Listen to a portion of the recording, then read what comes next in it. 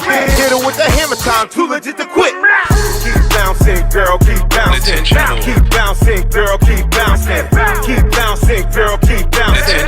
Keep bouncing, keep bouncing. Jump, jump, jump, jump, jump, jump. The Mac Daddy make it hard. Jump, jump, jump, jump, jump. The Mac Daddy make it hard. 88 bunny, 88 bunny. 88 bunny, 88 bunny. 88 bunny, 88 bunny. I make a bounce on you.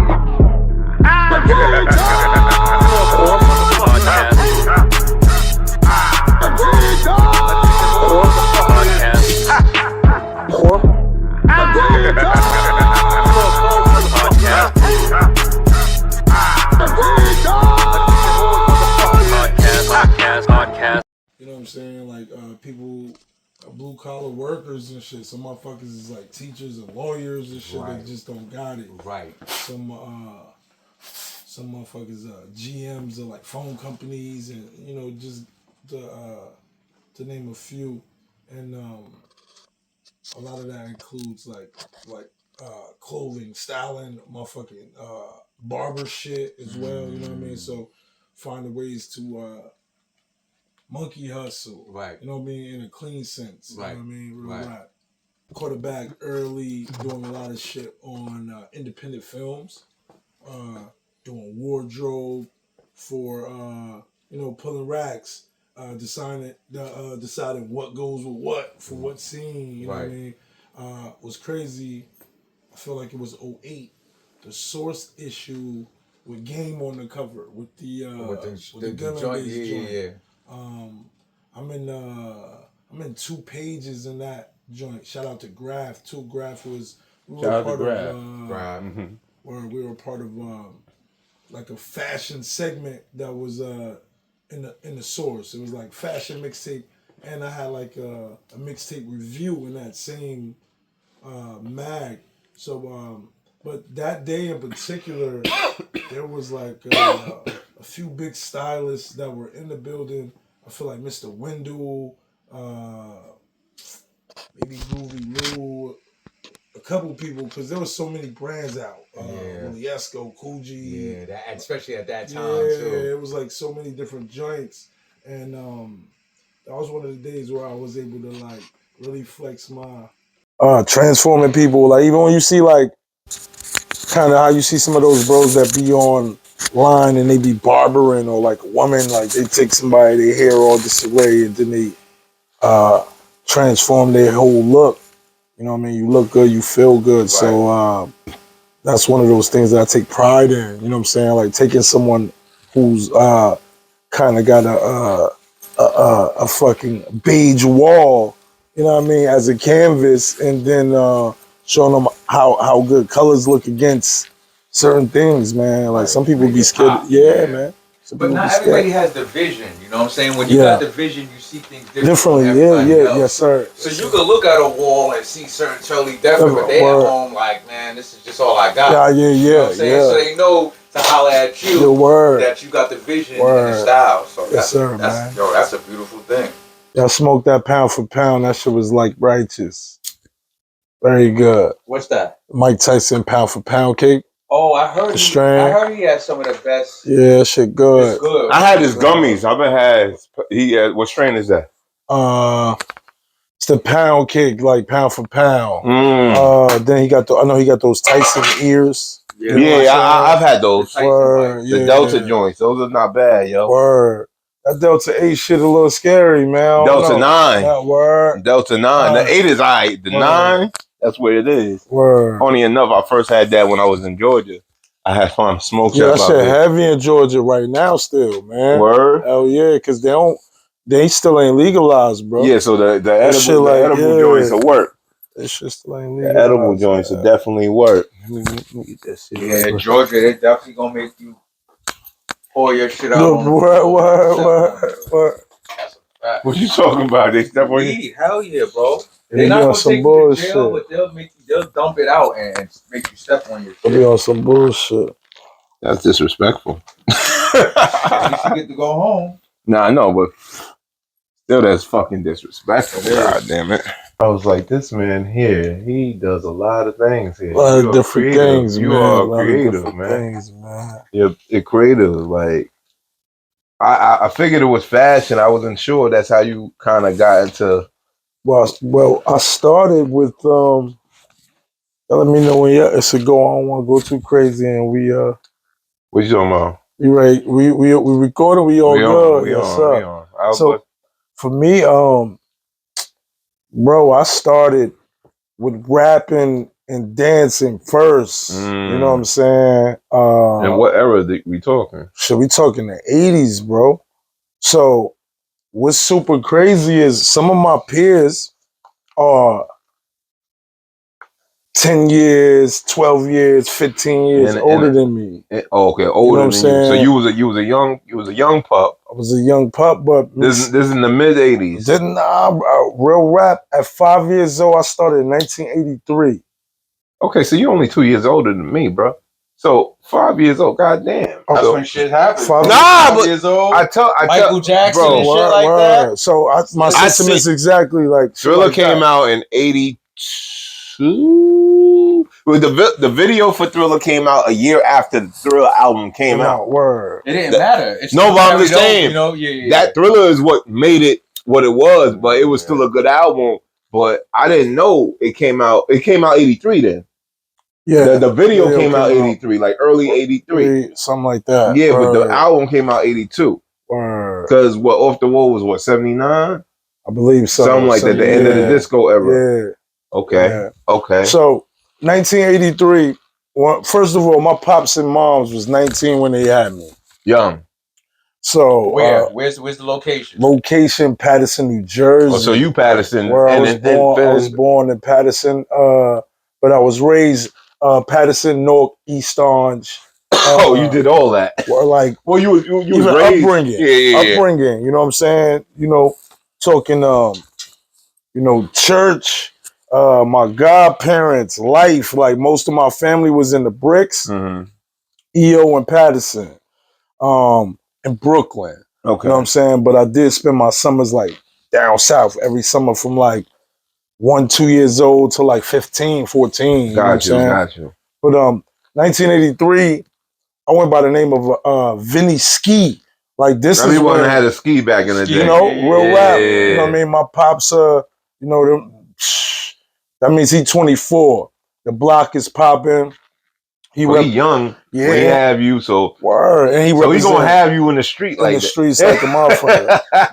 You the first. I'm the oldest from him. You know what I mean? On this side. You know what I mean? On this side. They usually say the first child kind of grows with the word without question. Yeah. Especially being that age. You got all the whatchamacallit. Word. And you know what's super crazy? Whatever it was, my dad used to always, you know what I'm saying, my tribal name Morning Star. You know what I'm saying? Like meaning the sun. My family Hiawatha Pony tribe, like Hollister, North Carolina, Rocky Mount. Both of my grandmothers Native American. So you're completely FBA. You're 100% to the max. Okay. To the max. My dad used to he nicknamed me. That's my tribal name, Morning Star, meaning the sun. Gotcha. You know what I'm saying? And my grandma being from down south, her southern drawl will always be like, show enough. Like when she talking, you know what I'm saying? Something for sure. I was gonna ask you how the name came. Bro, I would always hear her, saying that. Show enough when she on the phone talking to somebody. What part of the South? She from North Carolina. She had to show enough? Nashville. Hollister. This is big up my Justice. And that's your grandma. Yes, my grandma, my pop's mom's. Grandma Rachel, my Rachel. Indian. You know what I'm saying? Well, I always say the whole Indian thing is because he thought he went to India, thus the Indians, West Indians. Yeah, we native, I say natives. But No, but this is something else, not to cut your wisdom or anything, right? If you think about it, the trick was they telling us we were black because what if everybody outside of the Pale-skins were Indians?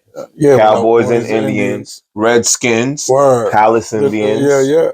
You feel me? Yeah. Like the word Indians or India is referenced throughout the world that. So you never know, man. But go ahead. Both of my grandmothers native. My grandfather, one Hollandsworth Black Irish. My other grandfather, West Indian. Got you. So that's where I come Maxwell Dixon, Trouble T. Roy Dixon. Trouble T. Roy? Trouble T. Roy. Those are family members. Those are my grandfather's nephews and so you're related to Trouble. Pete Rock and Heavy. Well, Pete Rock somewhere down the line. Yeah, a lot of those bros grew up together where it's like those families know each other's families where they are not blood related, but some of those people. Okay, I got you. So hence, I'm trying to fast forward the story too. We're gonna introduce this after the story. Yeah, without so at that time, I'm like 5 years old. I'm rapping. Mm-hmm. I'm b-boying. I'm breaking. I'm a part of Union Ave Breakers. Man, this is like a thing.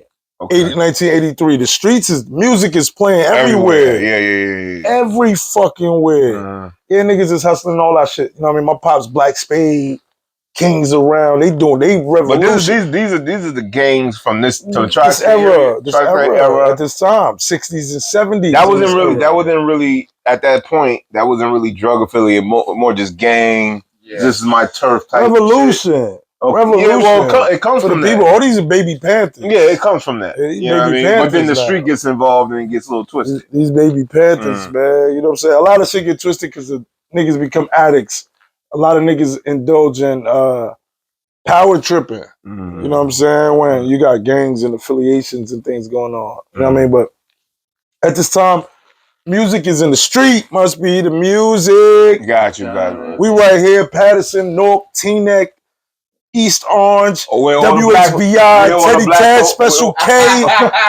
Teddy Ted and Special K. I'm listening to them in 1983 at 5 years old. Right. I got the boombox, the cassette tape, and Granny's Attic, 89 K Street, B for Beats. That's what it became as a teenager. Got you. You know what I'm saying? But in Granny's Attic, I perfect, you know what I'm saying, this hip hop thing with my cousins. My uncles had bands in the attic before us. Right. So it was like, this is the attic that all my uncles grew up in. You know what I mean? So you born into it. Born into it. Family, just musically inclined. Bunch of musicians, bunch of preachers and nurses and teachers. All right, with that being said, let's bring this back. What's up? Because niggas is like, what the fuck is this whole full convo?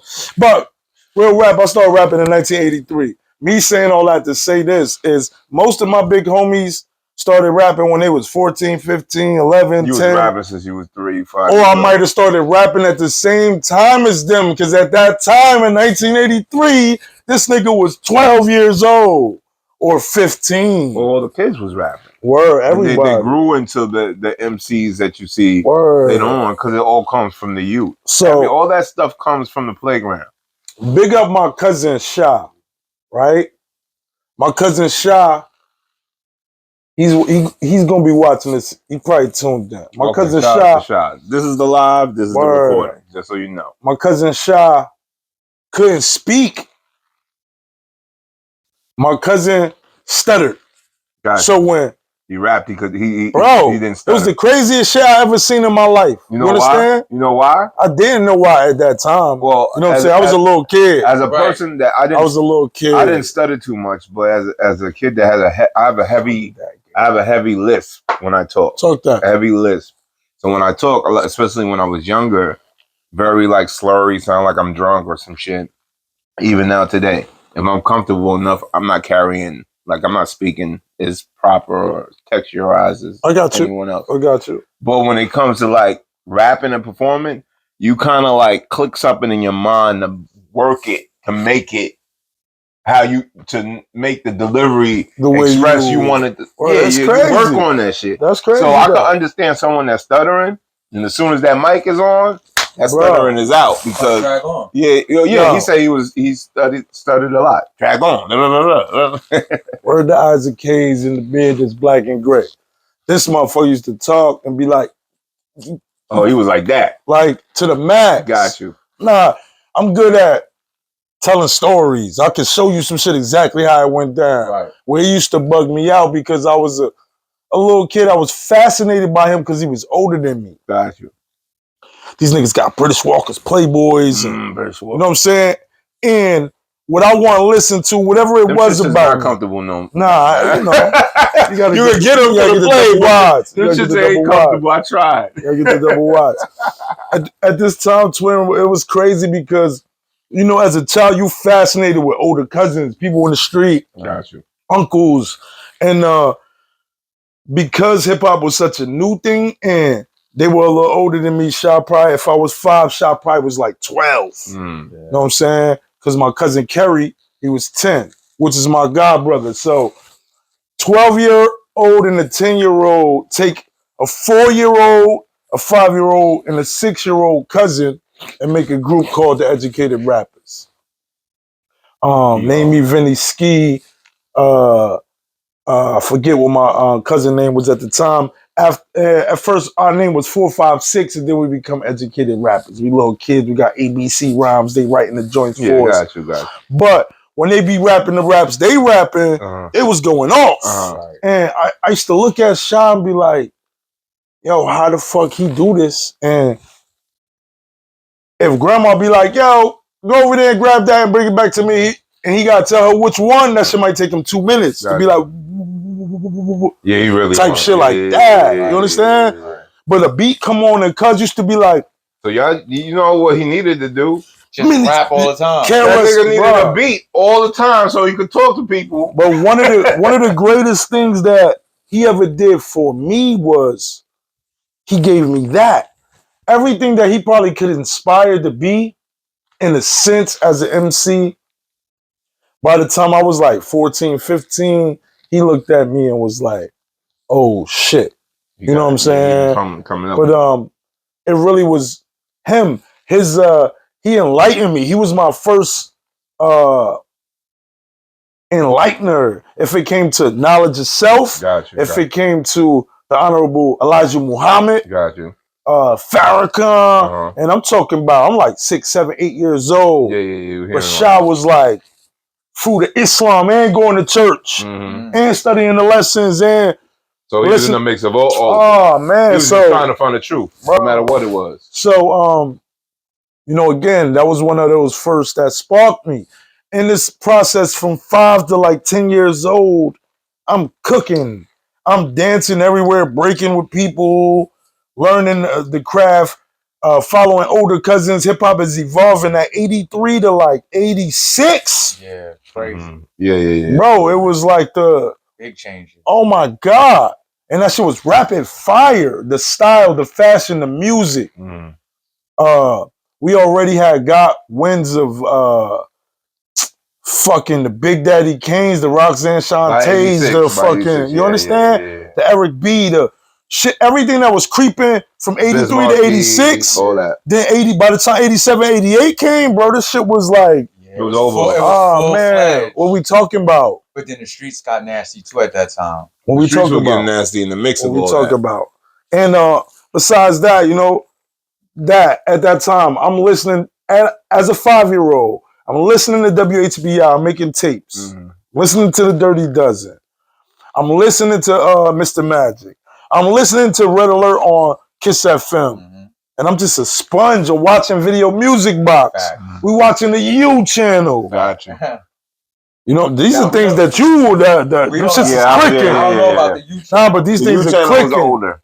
The U channel was like before Ralph. Well, I mean, you had to put your shit on the U channel to get channel 18. You had to turn that bottom knob and move that shit a little bit. Right. Go to 31. Right. On the dial, you know what I'm saying? Shit like that. But yeah, man, like 83 was a crazy year for me. You know what I'm saying?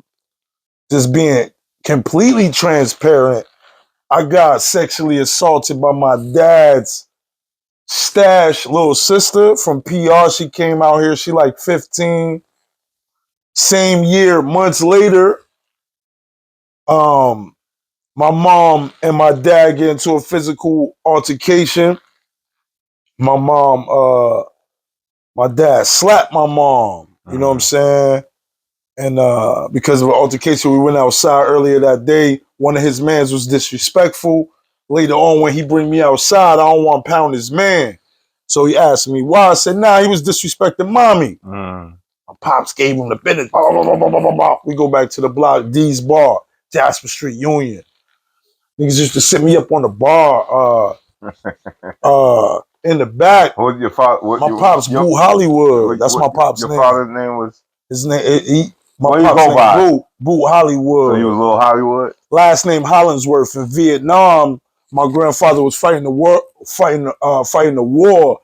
They don't call him Hollingsworth. They say Hollywood. Oh, okay. And he said Hollywood swinging. You know what I'm saying? My pops is his son. My pops is named after an Italian that died in Nam with my grandfather. His man name was Vincent. So when he had my father, he named him Vincent Jr. You feel me? Oh, that's wild. Word. He was in the Vincent. Nah, that's wild. Word. That's crazy. My man saved his life. He turned. You know what I'm saying? Word. My grandfather bleed red, white, and blue. So same for me. I never was a military nigga, but the history of my family, you know what I'm saying? He's embedded. Word. My grandfather saved like his wife's siblings and himself and his family, you know what I'm saying, through military, like just being fucking sharecroppers and shit, you heard? Let me just get this right. Yes, sir. Go right back. Yes, sir. You're gonna take me on a whole trip. I see that right now. I see that right now. Yeah. Now, because I can go certain places, but so he's doing it again. Let me cook. I was at 5 years. I ain't gonna forget that. What happened at 5, man? I ain't gonna forget that. Do your thing, Twin. You know what it is. Yes, you know what it is. If you don't know this man now, you will in a few, because he already done told you where he came from, who he affiliated with, what his family's like. You know what I mean? Is embedded. Yes, sir. You know me, because I'm always in front of the screen showing you clips and crazy things. You know what it is. Once again, is the unstoppable, undeniable, uncomparable, almighty like the goddamn Avengers AWP Attention Horse podcast. You know what I mean? Episode 5, 6, some shit. I'll figure it out later on. We'll put the number there. You believe it if I tell you. Yes, sir. You know what I mean? And to the left of me, I have the co-host with the most, always rolling up, always smoking that dip dope. 103. I need a light. Oh, there's a light somewhere. Got some click. Speaking of it, something's a light. I'm right now. You got a light? I left my shit at home. I got one for you, man. I did, man. I got one. No, we'll get to it. Yeah, get to it. You know what I mean? And if you don't know now, the lighter. Yeah, shout out to the lighter for coming through as being a guest on the Attention Horse podcast. Say that, man. Say that. Yeah, I mean, yeah. But our special guest with us right now is the one and only Nuff Starr. Man, salute. You know what I mean? Now, I've met this man some time ago. Yes, sir. A lot of times it was in the brewery. Yes, sir. Yes, sir. And people that I knew of you and things of that nature. Word. And I peeped. I was like, "Who's this guy?" He yes, comes sir. through. He got his own image, his own style, how he moves, and it's like you're like a magnet. You just like like that good energy just attracted to you and shit like that. Man, I appreciate it. And then I found out that you 100% Patterson, P-Town, born, raised. Yes, sir. Establishment out there, and you're not only like one thing. You're multiple. Like you do multiple things. Yes, sir. You're very much a creative. Yes, sir. Very much a creative. No matter what you do. Did you do photography too? Yeah, man. See, early, man. Focus like Gordon Park when it's sort of dark. Okay. You know what I mean? So that's a common sense line. Yeah. When he was common sense. When he was common sense. This is like before the third album. Yeah. Before the third. This is like the One Day It All Makes Sense. And what was the first one? Man, I forgot what the first one was called. Sold by the pound. Oh, give me $1. That's sold by the pound on that joint. Yeah. Then like Water for Chocolate. Yeah, that's the third. That's when he had to be common. That's when he started being common. He had to be common and shit. Word, you know what I mean? But like, even speaking on that briefly, man, it's like 6th grade project, man. Black History Project, man. I believe it was 5th grade, part of my soul.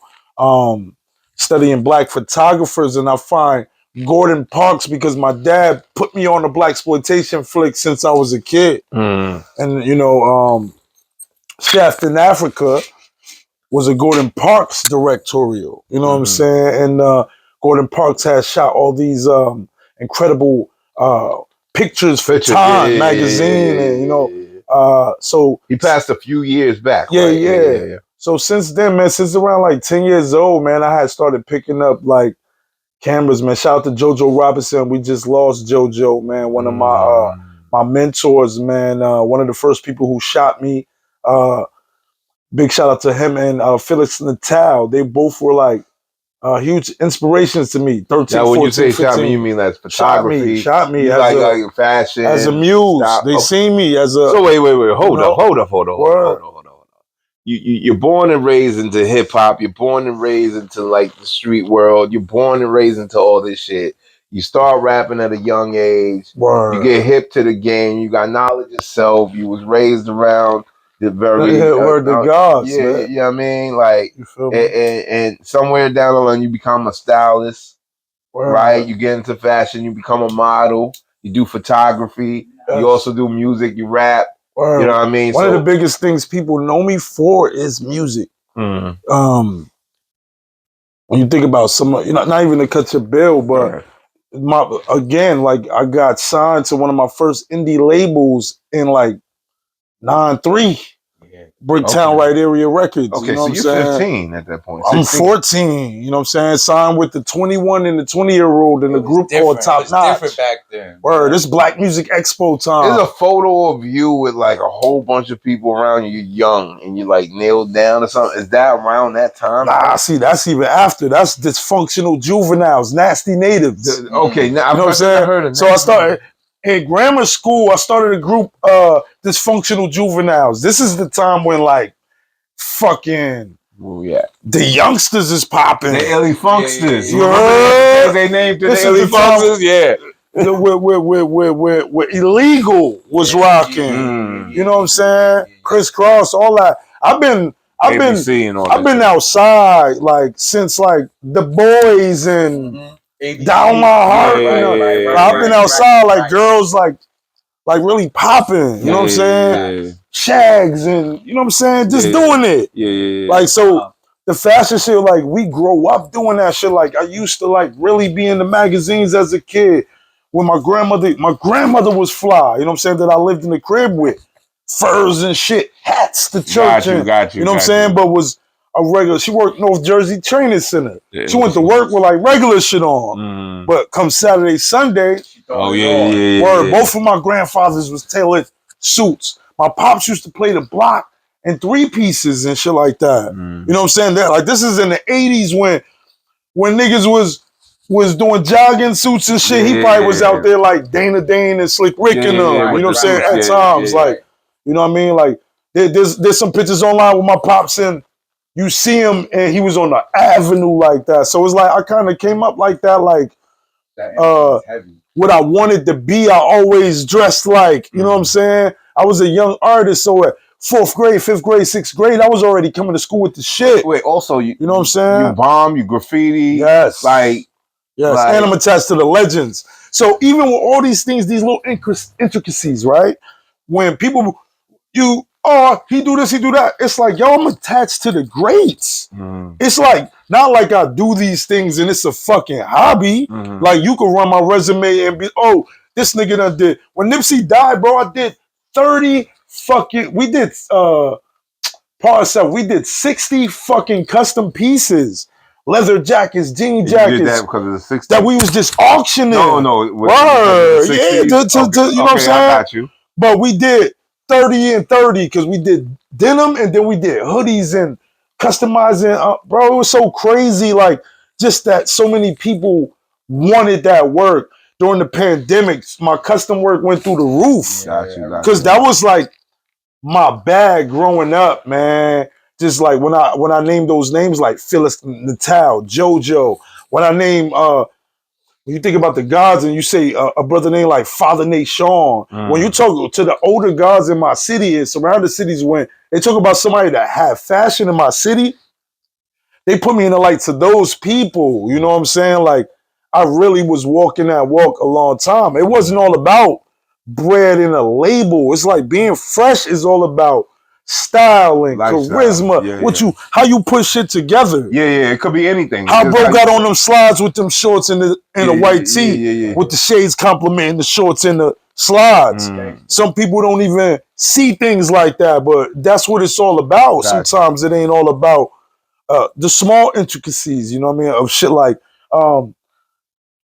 really fucking with fashion in the sense so much with the bigger labels. Now to the point, I've been wearing this brand for 8 years. I just walked Times Square Fashion Week 2025 in this brand in the blue and white tux. Yeah, this is a black brand from North Carolina. The Grind hard, sleep less. Okay.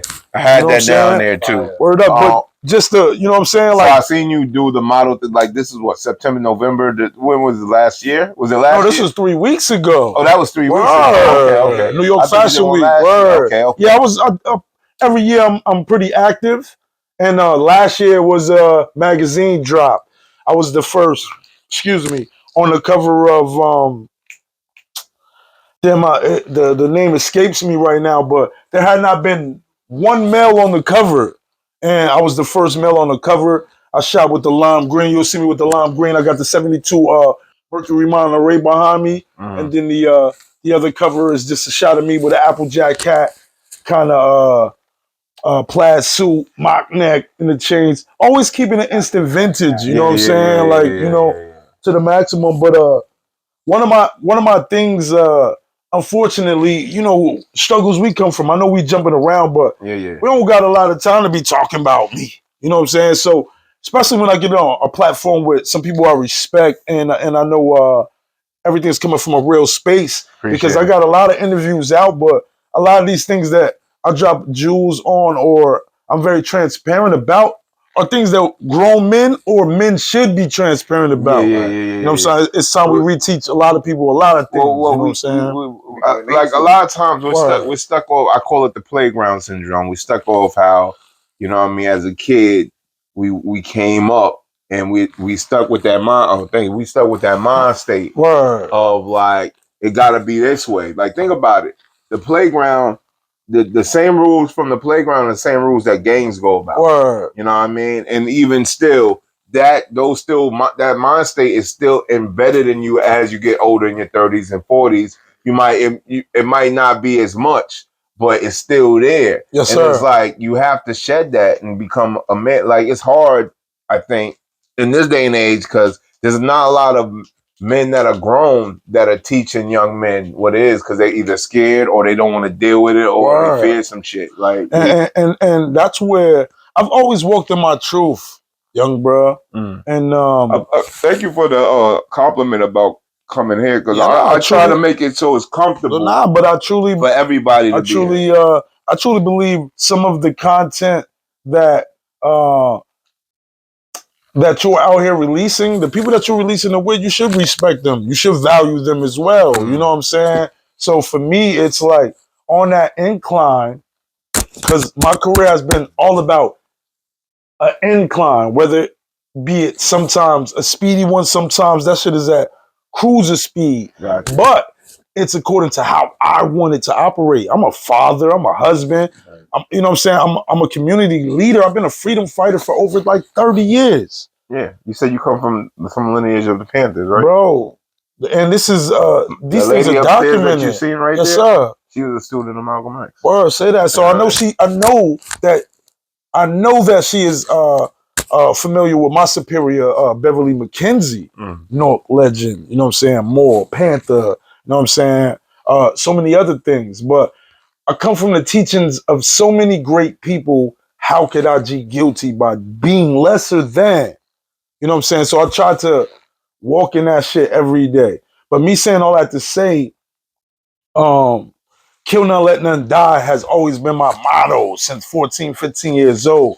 I had friends that were Latin Kings, God bodies, Crips, Blood, Vice Lords, and GD cousins. You know what I'm saying? 5%, you know what I'm saying, brothers. You know what I mean? Sometimes there were times when my attic, when I had those studios at 15 to 16 years old with the mics in the room, and bro, it would be the most ruthless niggas in that building that everybody's scared to walk past. Some of them niggas from the fourth. They respected you. No, but I'm just saying they were there because of me. But you also know what I'm in saying? that turn, they respected you because even if they there because of you, don't mean they have to respect you. Yeah. And then they respect you because whoever you bringing there, they not doing that. And this is my Grand Earth crib. Right. This is the same crib that I told you I cultivated and learned in this attic. In this attic, bro, that shit was. This is why I love Nipsey so much. People seen me take that pilgrimage after he died because I was already in conversation with Sam and them before he died. My daughter had shout out to Debbie Allen Dance Academy. Shout out to my oldest child. My daughter had Debbie Allen Dance Academy. Yes, sir, on Crenshaw. Yeah. And it's been there for at least over maybe 30 years or so. You know what I'm saying? And you know what it is too also? This shit 6 blocks from Nipsey store. 9 blocks. I like the fact your humility of who you are, Lighter, was like humility of who you are. It's not like some people, they be, I'm this dude. You're not that. You're very much like you're a proud black man that just want your people to do better and get in better positions. Word. And you seem like you want to pass that on. Yeah, I mean, because it's all about that. A lot of my niggas I grew up with ain't had no fathers and no big brothers. You know what I'm saying? A lot of my niggas that grew up, I represent Black, Latino, and Native American people. You know what I'm saying? That's my bloodline. So from birth till now, before Spanish people became cool, I would bust your head over a Spanish person. You know what I'm saying? When the Bangladesh community came in my city, when I was a young boy, niggas wasn't fucking with them in our hood like that because we was protecting them. You know what I'm saying? I've been in the Muslim community in my city for over 30 years, being a big brother. You know what I'm saying? So like kids and everything. Kids and like niggas my age, they was just getting picked on. You know what? You know what I'm saying? Yeah. I grew up with like 40-something cousins in the city, bro. Oh, you was good. You know, just in general, like the tiers was like that. Then you think about your street cousins, and this person grew up like my mom's had 9 brothers and sisters. You know what I'm saying? Up the hill, down the hill. We from the Pound, CCP, 17th Ave, Brook Slope, the Main. You know what I'm saying? It's like, bro, the family. My point is saying in my own city, I was moving around. It wasn't a 4-block radius. That shit was 50 blocks since I was born. Like whole town. I could be on my cousin block on North 4th and I knew everybody. I'm running in and out the house. I'm running in and out the house on Heldon Ave. Well, you know what I'm saying? Because of who my pops was and because of who people was and my moms and how we was moving back then. Shit was just love, bro, 80s and 90s. You remember. So, listen, let me tell you a little bit of my history, right? So I didn't get into hip-hop until I was like 13, 14, 15 in that era, right? Yeah. Because I was raised in a small place called River Park Towers, known as RPT. Word. Now, if you know the history, it's right across from where hip-hop started. Yes, sir. Right? But when I came up, that wasn't the big thing. Like, niggas wasn't talking about, you know, when the music was started and shit like that. Yeah. Niggas was getting to it. Yes, sir. Right? So then I moved out to Teaneck. When I moved out to Teaneck, I met some kids that was like really like rapping into hip hop. Yes, sir. That's when I got into play with that. So, but also I moved to a place where the most commercial hip hop record that propelled what we're seeing now, yes, sir, came from. Yes, sir. So I always have that in the back of my head, like I'm just. We gonna get there too. Yeah, I'm just okay. We gonna get there too. Hopefully that's good. Nah, in a major way. In a major way. You know what I mean? But I was a little late with certain shit. Word. But I was raised off Wu-Tang and everything from like the early 90s and shit. Then my sister was bumping like Audio 1 and Heavy D and all that shit. So I was getting them, you know, I was Audio 2, Milk and Gibbs. Yeah, word. So that's where I come into play. Word. But as a hip hop head, I was MCing. I did not tag. I never tagged or nothing like that. Yeah, say that. I did, the little graffiti on the page, like doing shit like that, the bubbles and shit like that. So that was my play in there. But I always had love for the graffiti artists. Yeah, and adding on to that, but me saying that, having that deep, rich love for Nip, because I looked at him along that time when Wiz Khalifa was dropping. We had the Block Stars moving. We was doing a lot of shit independently, moving around. You know what I'm saying? Where we were seeing each other at these conventions, Mac Miller and them. Mac Miller was beefing with my man from Jersey City, Dollars, over early in their career. You know what I'm saying? So there was a lot of things that was happening that had us in tune with people. But when I looked at Nipsey life and what he was trying to do before his life got cut down, those were some of the things that I was doing. You know what I'm saying? We were stopping wars a long time. Because he was trying to have the whole sit down with the police. Just everything, like whatever it be, man. Trying to bring more cohesion. Yo, bro, you know how many niggas I know that's police and sheriffs and all that? Like, people who I grew up with, friends and family, bro. If you in your community, if you don't got no fucking ties with law and community, there's an issue with you. Yeah. I watched my pops be a Don. I watched other. I grew up on the West Side where there was predominantly mafia shit in the 80s. Like Cianci and all that. We can do the history, all this shit out here. That's crazy. But I seen there's a lot of mob shit. the mob shit right down the block. Just all of that. You know what I'm saying? But just generations of growing up with, even this town is crazy. Some people in my families was attached to other families. You know what I'm saying? So for me, there will always be this side of the world, the tri-state. Maybe certain areas had racism and shit in the earlier times, but some of these areas, the melting pot has been there for 50, 60 years, bro. You're right. You know what I'm saying? So it's like I grew up like that, like United Nation type shit, man. I grew up seeing Spades and Latin Kings and God Bodies commune and hold a section from like 82 to motherfucking 89, Union Ave Boulevard. Crazy. Jasper Street, you know what I'm saying? Like, so some of the things I seen earlier, you know what I mean? Life, religion, music, all those things molded me into doing those things with people. But man, my grandmother's attic, bro, it would be 30 motherfuckers up there, 20 motherfuckers up there. You feel me? Yeah. And people really looking at me. Some niggas might have felt some type of way sometime, but when they, like, my knowledge of the game, because I was such a student, bro, and really just feeling like I was really born with it, bro, because I've really been doing it at 11. I could really, really like keenly remember people's reaction to me dancing as a 5-year-old and MCing and whatever I was doing. Yeah. That my pops clearly was like, nah, nigga, that's what you doing. You know what I'm saying? He never forced me. You know what I'm saying? But, you know what I mean? He knew the program. He seen it. It was something that, you know what I mean? It was just something, man, that he really seen. Caught you know what I mean? Quick, like, all right, he got it. I don't want to fuck up that 5-year-old shit. Give me something, though, because I ain't going to let it go. I'm going to remember it. And I would say there was a time when I would never get caught with, smoking or doing different things on camera because of branding and all that. But look at us now. Yeah. Look at us now. I worked in corporate cannabis for over 3 years. Shout out to my brother Bernard. Shout out to Whoopi Goldberg. Shout out to Whoop and Maya. Black-owned cannabis company. Those are my folks. I got into the cannabis industry because of Bernard. Like, before the pandemic, they were really trying to, take over out here.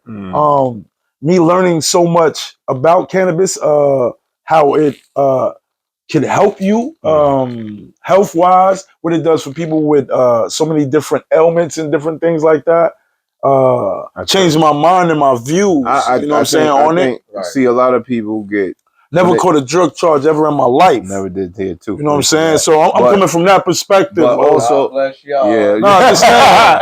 But also, I started later. Just saying, I'm gonna be clear. I'm gonna be clear. In the '90s, when it was really hot, or it was a hotbed, I wasn't really into it. So I couldn't. I knew niggas that were. Word. I knew. Word. I'm so glad weed's legal now. Nah, I just feel like it. You know, some people just don't need to smoke. Some people dumb as hell anyway. Well, what it is why and you got to know your strains. I try to tell people this shit medicine. I try to tell people it just magnifies how you're feeling at that time, depending on what strain you have. You don't abuse it. Yeah. So my thing is, my allergies kicking my ass. Some people, hold on. Nah, you good, folks? No. I got light don't work over there. Which light? That's not a blue light over there. What blue light? Nigga, what blue light you looking at? Am I bugging? What blue light? But I was saying all that to say, what you talking about? Nigga, a blue lighter.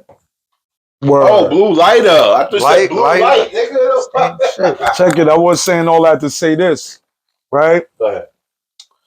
Everything I do it with a certain disdain, a certain, energy. Even this Branson that we smoking right now. Branson, I got a brand new 5. This Branson that I'm smoking. Shout out to Branson. This beer that I'm drinking, that I'm choosing to drink. Peace, love, Raider Nation. I got on the black and white. I like to match the fits. This beer is brewed by my homeboy.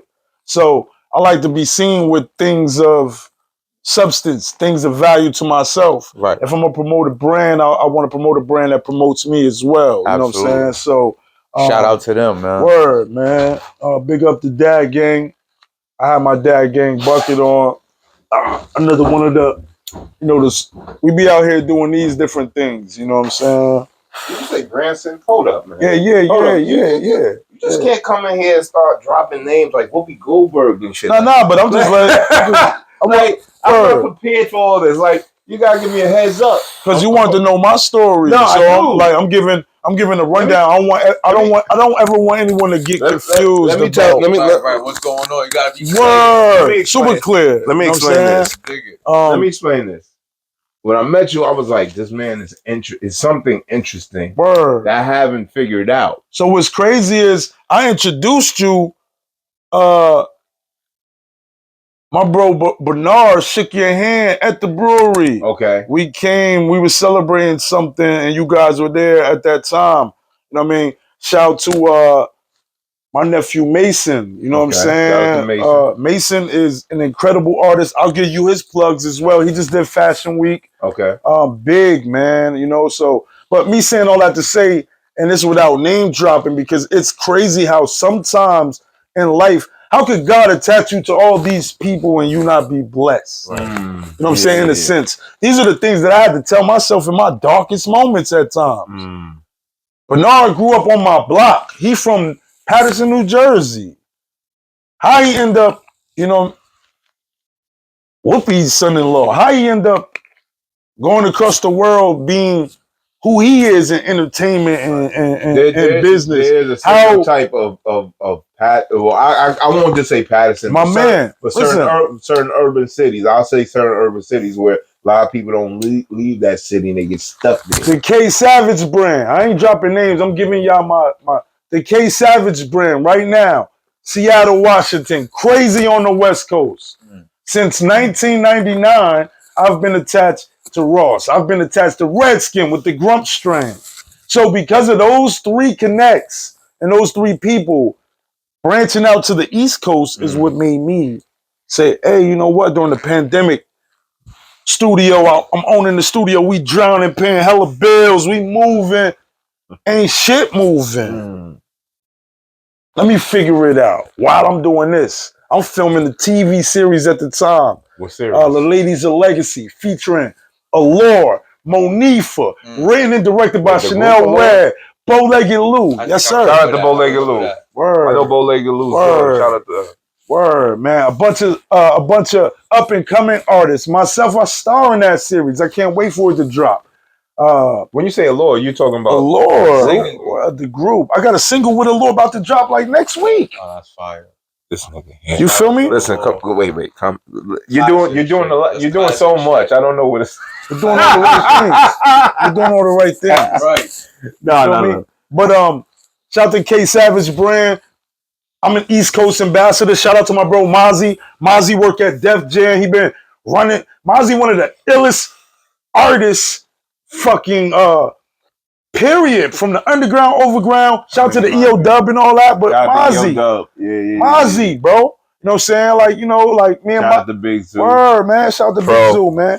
Mozzie, and look, it's like I ran through EO Dub early in my career and bring back. What year, man? Bro, we talking like, man, 2000. early. Yeah. 03, 04. Yeah. You know what I'm saying? I was around that time. That's when I was seeing, bro. That's why y'all face all those bros face. That time. I was doing Mental Supreme when he had on Tuesday. Three Kings. Yep. Shalant. Yep. You heard? All them niggas. Yep. My name always was Nuff Starr, bro. Block Stars Entertainment, Frankie Bad Lungs. You know what I'm saying? You look for Bad Lungs right now. That's my, you know, my first protege. You feel me? He got mad albums online right now. He just dropped a new project like last week. You know what I'm saying? But we moving in music, moving in motion, moving in art, moving in life. You know what I'm saying? But me saying all that with the cannabis, not dropping those names, I dropped those names to tell you what made me get into it. All my buddies was trying to get me to come out west during the pandemic. Yeah. And I was like, damn, like, yo, I don't want to leave. I'm scared, man. My family died. Maybe somebody.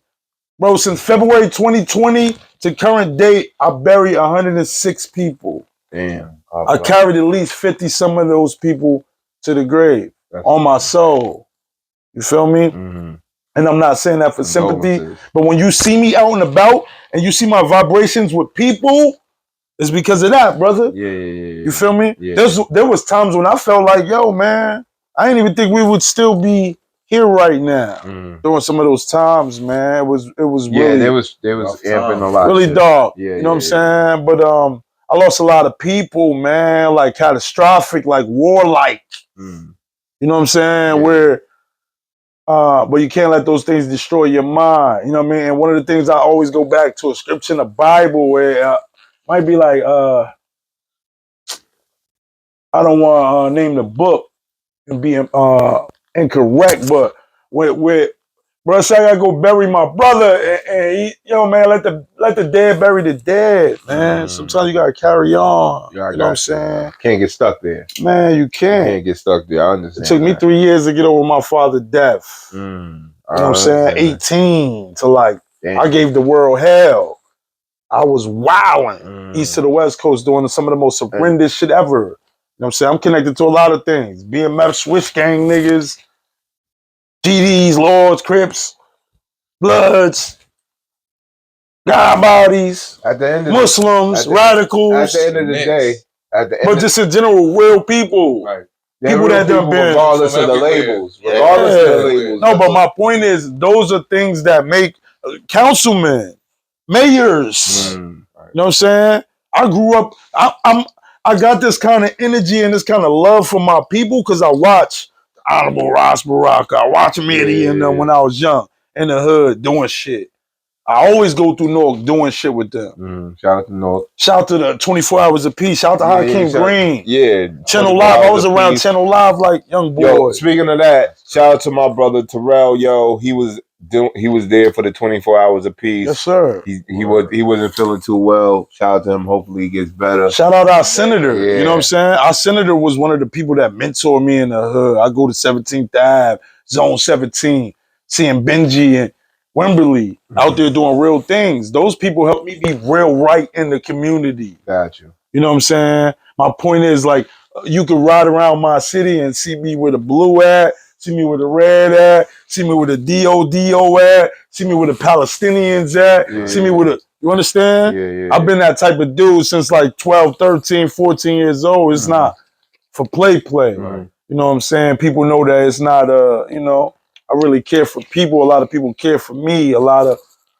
things that transcended in life. When your people and vice versa been good in the community, man, you know, you keep those things circulating. You know what I mean?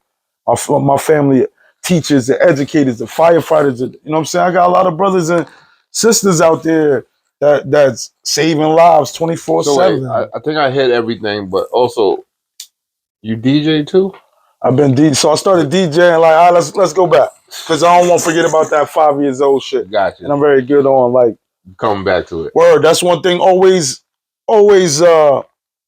value your importance and what you got to say and what you want to say.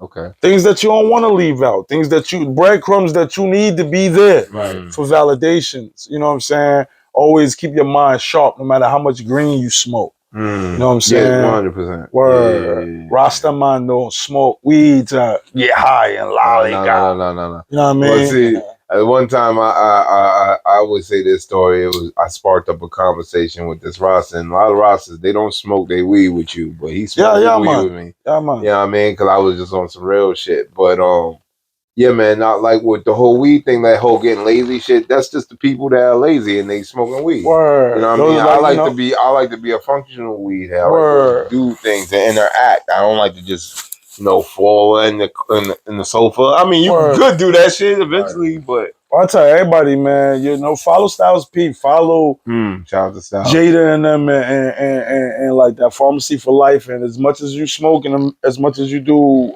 the other things, make sure you put in those things back in. You know what I'm saying? Yeah, absolutely. I mean, some black seed oil over there. Yo, when I say those, always, man. Yeah. When I say those things happen at 5, that was like traumatic. So, all right, boom. That shit happened with my pop shorty.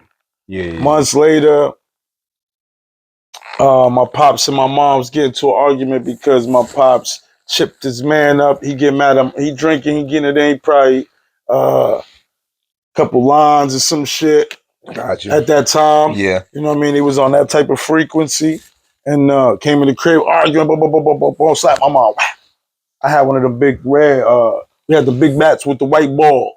Remember them shits? I know, that's connected to it. It's just called big bats. Yeah, but they got some weight on it. Word to God. My mom's my mom's hit him twice. Wow.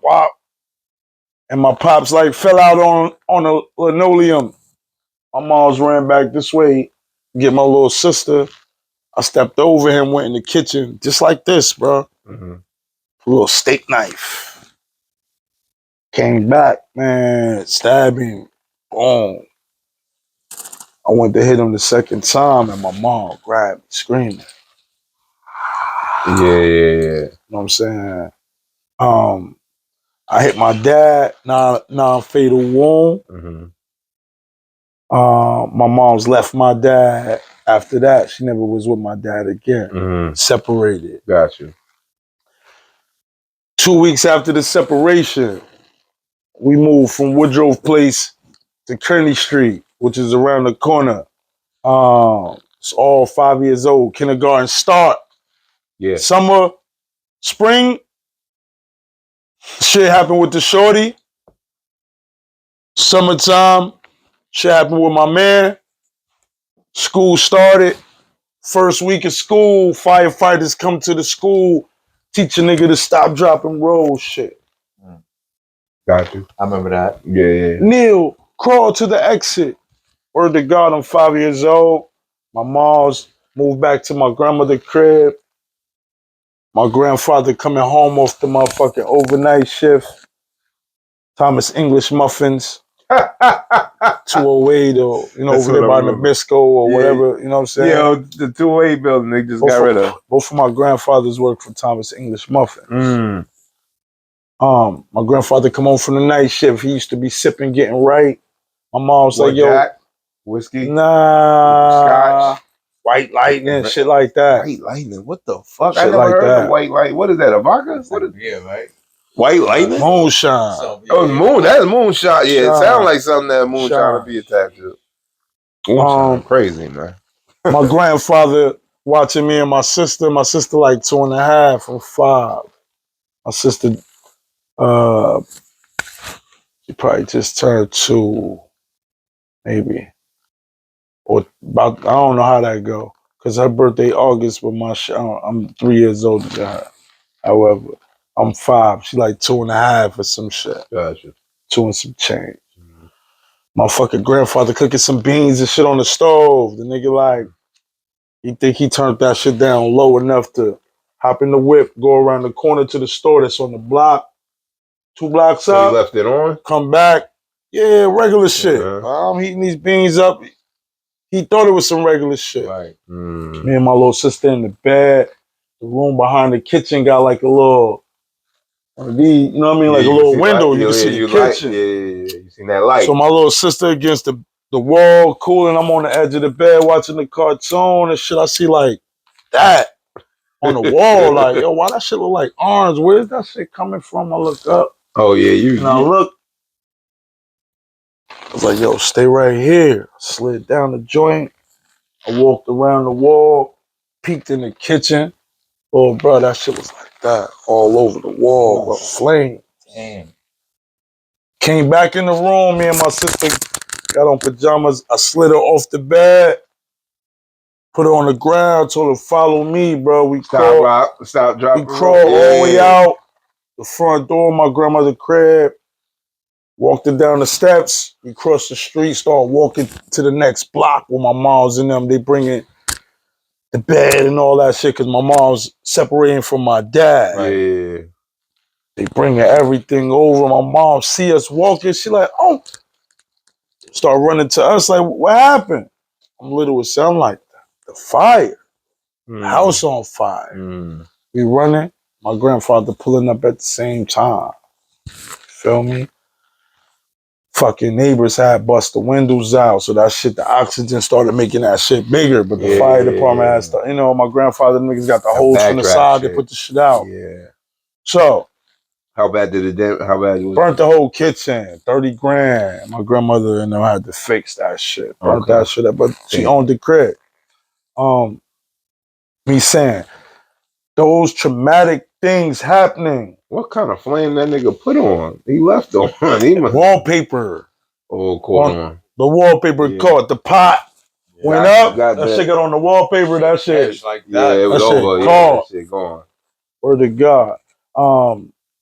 Going through those traumatic things at 5 years old, when other little kids or somebody might would have lost it or needed to be medicated, I lost my mind. Music. I watched everything. I taped everything. I practiced every day, bro. I danced 6 hours a day as a little kid. I rapped in the mirror for 2 hours. Sang too. Singing in the mirror. I went to church. Church was over. They went downstairs to eat. We playing the instruments. You know an instrument too? Word. We self-taught. Drums. I played keys. I played saxophone growing up in school and shit. That's good to have, especially back then. Because you still had like those type. Yeah, you had but you still had like classes and places to go where you could learn musical shit. Like sometimes it was in the school. Yeah, they got rid of that shit. But 1983, that's what did it for me. You know what I'm saying? I had 3 idols when it came to that time frame. And it was like my dad, Run DMC, and then LL Cool J. It was like my dad, Run, and LL was like the coolest niggas in the world. I told you. Well, Run DMC. I told you that in that order. In that order. You mean Run? He said Run DMC. You said Run. You did. You said Run. He said Run was a better rapper. Run was the king. Of the first nigga that was the king of swag. Word. Like so all the way. When you see me walk in the room, it's because I watch my dad. I watch Run. I watch LL. At like 5, 6, 7, 8 years old. You know what I'm saying? Where it's like I'm, you know, part of my soul. But a bitch used to say like, damn, you lick your lips a lot. And it's like, yo, I wasn't even thinking that I'm doing that. Yeah, you just doing it. Yeah. Word, you feel me? Not even a thought process. But it was like, yo, I love that nigga. You know, I got to sit with LL Cool J at Sirius XM when he just dropped this last album. Bro, what are we talking about? I got to tell LL to his face, like, bro, my dad, Joseph Simmons, LL, in that order. The same shit I told you. Nigga looked at me, it's like, yo, whoa, and we took the flick. You know what I'm saying? That shit's online, crazy. But when you look at the footage posted, Roxanne Shante, shout out to Roxanne Shante. I love Roxanne Shante. To get that LL sat there and to be blessed from the Most High. You know what I'm saying? Like I said, sometimes when it feel dark as an artist, as a creative, as a dad, you doing all these things. Yeah. And I still, there's Grammys that still belong to me that I ain't got yet. You know what I'm saying? So we'll talk about that. Have you also done writing for artists? Were a lot of it. Okay. You know what I'm saying? But having that moment of watching LL be behind the glass, and I'm right here, he's in the soundproof joint, rapping his whole album to us. Mm-hmm. He did the whole joint, Speakeasy, talked about every song, bro. It was insanity. Then with the, you know what I mean? It was one of those things where I could have brought anybody with me, and I was like, nah, I'm gonna do this to the face. You know what I'm saying? Because I would have wanted my dad to be there. You know what I'm saying? Your dad was there, man. Word, on everything. Sure. On everything. But that happened in that 5 years old, sparked it. Okay. Let's fast forward it. 10 years old, 5th grade, I remember my dad like, yo, I'm about to go down south. I can't live up here, right? He had an incident with a cop. Hit him in the head with some shit. Something happening like gangster. Like some shit happening on the block happening. He got caught up with it. Yeah, where he needed to get low. His wife lived up here at the time. And he went to North Carolina. He like, yo, I'm leaving this job, blah, blah, blah. He tells me this is where the hustle comes for me. It's where the hustle comes. He tells me at 10 years old, I'm about to move down south. Like, y'all about to start getting child support checks. Tells my mom, y'all went downtown. He went to the hospital. Bro found out he had like a heart condition. Because he had been shot, stabbed. He had been through a few things where he wasn't good. Drugging, drinking, you know what I'm saying? Nigga like, I'm about to leave for good.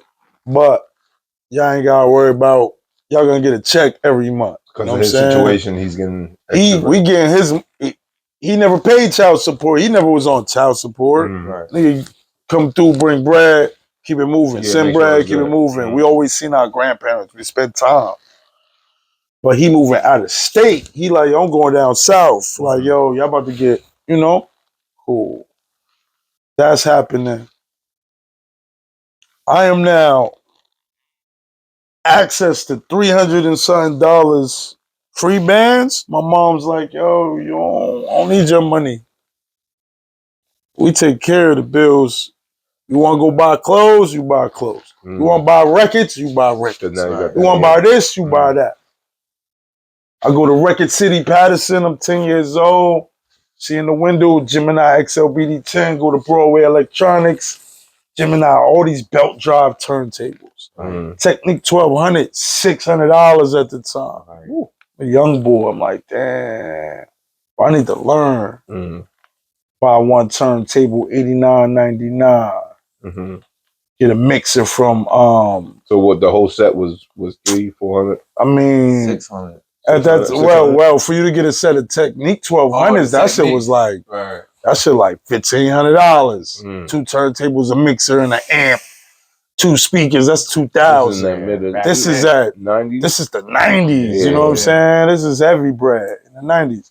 So and they know niggas gonna buy it. Where I get the belt drive at 10 years old, XLBD 10s, penny on the fucking tape penny on the joint. Put a nickel on it for the weight.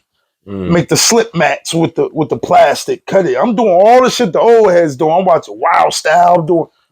I got big homie DJ Tito Velez on my block. Next door to me, DJ Platano, Dominican. In the 80s, I'm taking out the garbage. I'm in the alleyway watching this nigga DJ for 40 minutes, getting in trouble because why you still outside? I'm watching the motion. Street lights is on, nigga. Word.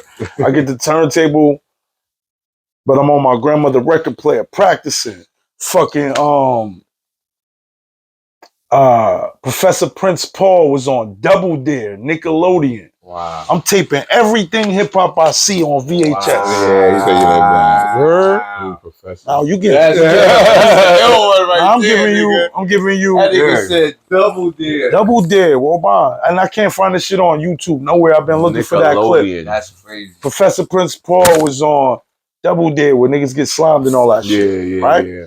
He got the early 90s. This early 90s. You kind of does she seem familiar? Yeah. She might have been like 90, 91, 92. Oh, could have been that. Right. Could have been that. I'm young son. Because I ain't get. I'm like 10. Double Dare was the late 80s too. Was it? Straight 90s. I think it was early 90s. I didn't start seeing that shit early. It's like 88, 89, 90. Okay. I'm 10 when I get the turntables and all the shit, focusing on my grandmother's set. Professor Prince Paul sets up the turntables, the 1200s. And he's teaching the science of how record sounds through the needle and scratching, the technique of scratching. Mm-hmm.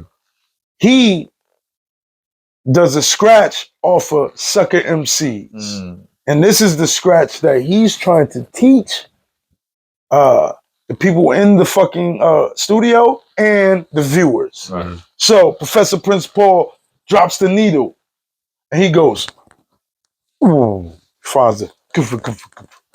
Now check this. Okay.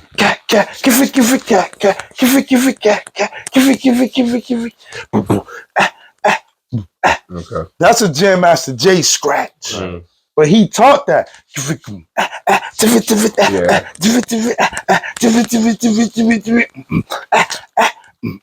Now, when you hear that record regularly, all it goes is bat, bat, bat, bat, bat, bat, bat. Yeah, it goes right into it after that. Yeah. So I'm like, oh shit. I recorded that shit. Go downstairs on my grandmother's Sanyo motherfucking record player, tape deck. Suck MCs on the joint. Damn. Figure it out with the slip mat shit. Blah, blah, blah. Put a nickel. I get it. Get that groove. Bro, I taught everybody I ever taught how to DJ, how to scratch. I taught them that scratch first. Including DJ Kiana Parks. Feel me, my little sis. He global right now. Deuce taught her a lot of shit too, but that was the scratch I taught her on the living room table on some CDJs. You know what I'm saying? But me saying all those things is like, I taught massive people the technique of scratching from some shit I learned from Double Dare. Right. That was hip hop. That's real. That's L. That's L. So my hip point hop is in everything. But my point is saying I was a dog. I wanted all that food. You was absorbing all that shit to the maximum. How to host. MC. That's MCing. Watching Ralph McDaniels. Listening to Red Alert. I did radio shows for 8 years, bro. Trap House Rocks Radio. It's crazy. I interview over 300, 400 people. Meek Mill, all these people when they was dropping. Feel me? Just a personality. Crazy. But really, I used that to release music, you know what I'm saying, through Indie Republic, before Sirius XM and all those things like bust. So everything at the end of the day, not at the end of the day, but everything came from teachings, you know what I'm saying? No, I got that, but everything you're doing is still going back to the music. Still going back. That's the foundation. Got you. It's the foundation in which I come from. One of the greatest things I am is an artist. I write my ass off. I produce. So even like some people that's like home team, or some people that if you know, you know, they like, yo, this nigga was like, yeah, he like a Prince Michael Jackson. Like when they talk about me to me, they talk to me like in the likes of Pharrell and Just Blaze is my big bro. You know what I'm saying? He, a year, some change, 2 years older than me, but that's the cloth where I come from. So my point, that little child support money, I went from that with the records and having money to hop on buses and go to fucking rock and soul and all these places that the radio was talking about at 12, 13, 14 years old. 13, 14, my cousins get signed to Bricktown Right Area Records in North. James. Right Area was a club division. Bricktown was the hip hop division. We were a group called Top Notch. Okay. Shows Nuff Star, KP, GS. 3 members. This is bro. This shit like 9'2", 9'3", 9'4". Okay, You know what I'm saying? Young. Really I'm a young son. Mm-hmm. So at this time, you got 13, 14, 15-year-old nigga in Zanzibar, in Gregory's, in Marlowe's, and all that. in fucking Limelight, the tunnel. Bro, I was everywhere. What year were you in the tunnel? How old? 14. Earliest you was 14? 14. I was at the Mr. Smith release party, bro. Oh, shit. That's 95, nigga. I remember buying that album. Wow. I remember buying that. Word. That's the album where he got his head down with the Hey Love. Mm-hmm. All that. 95. So I got to tell him that. Mm-hmm. I said, yo, the first time I didn't get the bill, I said, bro, I was in the tunnel. I got into the tunnel because we're in a private room as the listening party. We released out of the private room into the club Sunday night. Funkmaster Flex is a fucking zoo in that bitch. I'm 15 years old. Nori is in that bitch. My nigga Lord Nez in this bitch with South Suicide Queens. Onyx is in this bitch running wild. What a time to be alive. Ralph McDaniels is in the building. Crazy Sam is in the building. Someone's getting shot. DV Elias, Christ Smooth, the Hustler, Trigger, the Gambler. Christ, Jesus. Yo, I was on the Silver Surfer mixtape at that time. Someone's getting shot or stabbed what are you talking about? Or just fucked up. My bro Adolph the Assassin was running around. Curious George. Oh my God. Cellar Dwellers. Shout out to Cellar Dwellers. Nick Wiz and them. Come on, bro. We used to go. What are we talking about? The Lords. What are we talking about? One of my first studios I ever went to was in Clifton. Funny enough, and I forgot. I shout out to them. I forgot. Shout Brooks. People so amazing.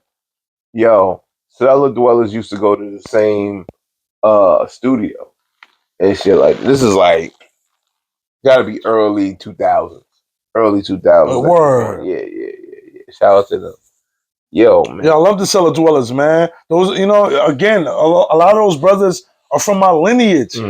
When Cellar Dwellers was out here with Nick Wiz and they was moving around, FOD was a group from Patterson, Mongo Slade, and Nook Superstar. Wait, word. Mongo Slade came from that? Yeah. I didn't know that. Word. So, Mongo Slade and Nook Superstar were later additions when they got signed with Nile Rodgers and all that shit. But the earlier time, all this time that I'm talking about, when I'm like 11, 12, 13, I'm going to the projects to see Mooney D and his twin brother Black go crazy in the fucking hallway, singing, rapping, melodies, Kaz.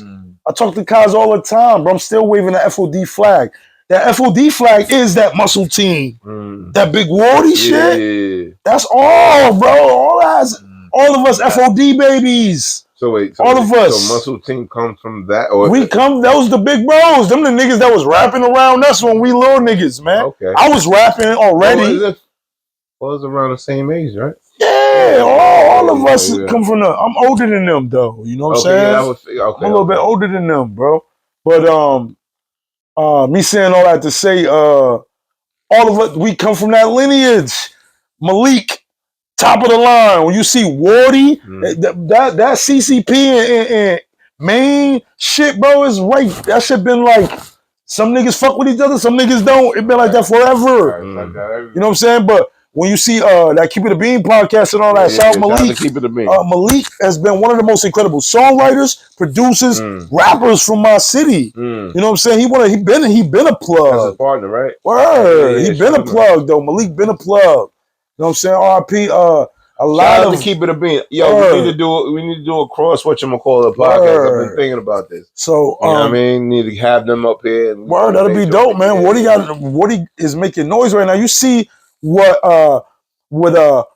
Wardy is doing right now with Hard Luck. Hard Luck is my bro. You feel me?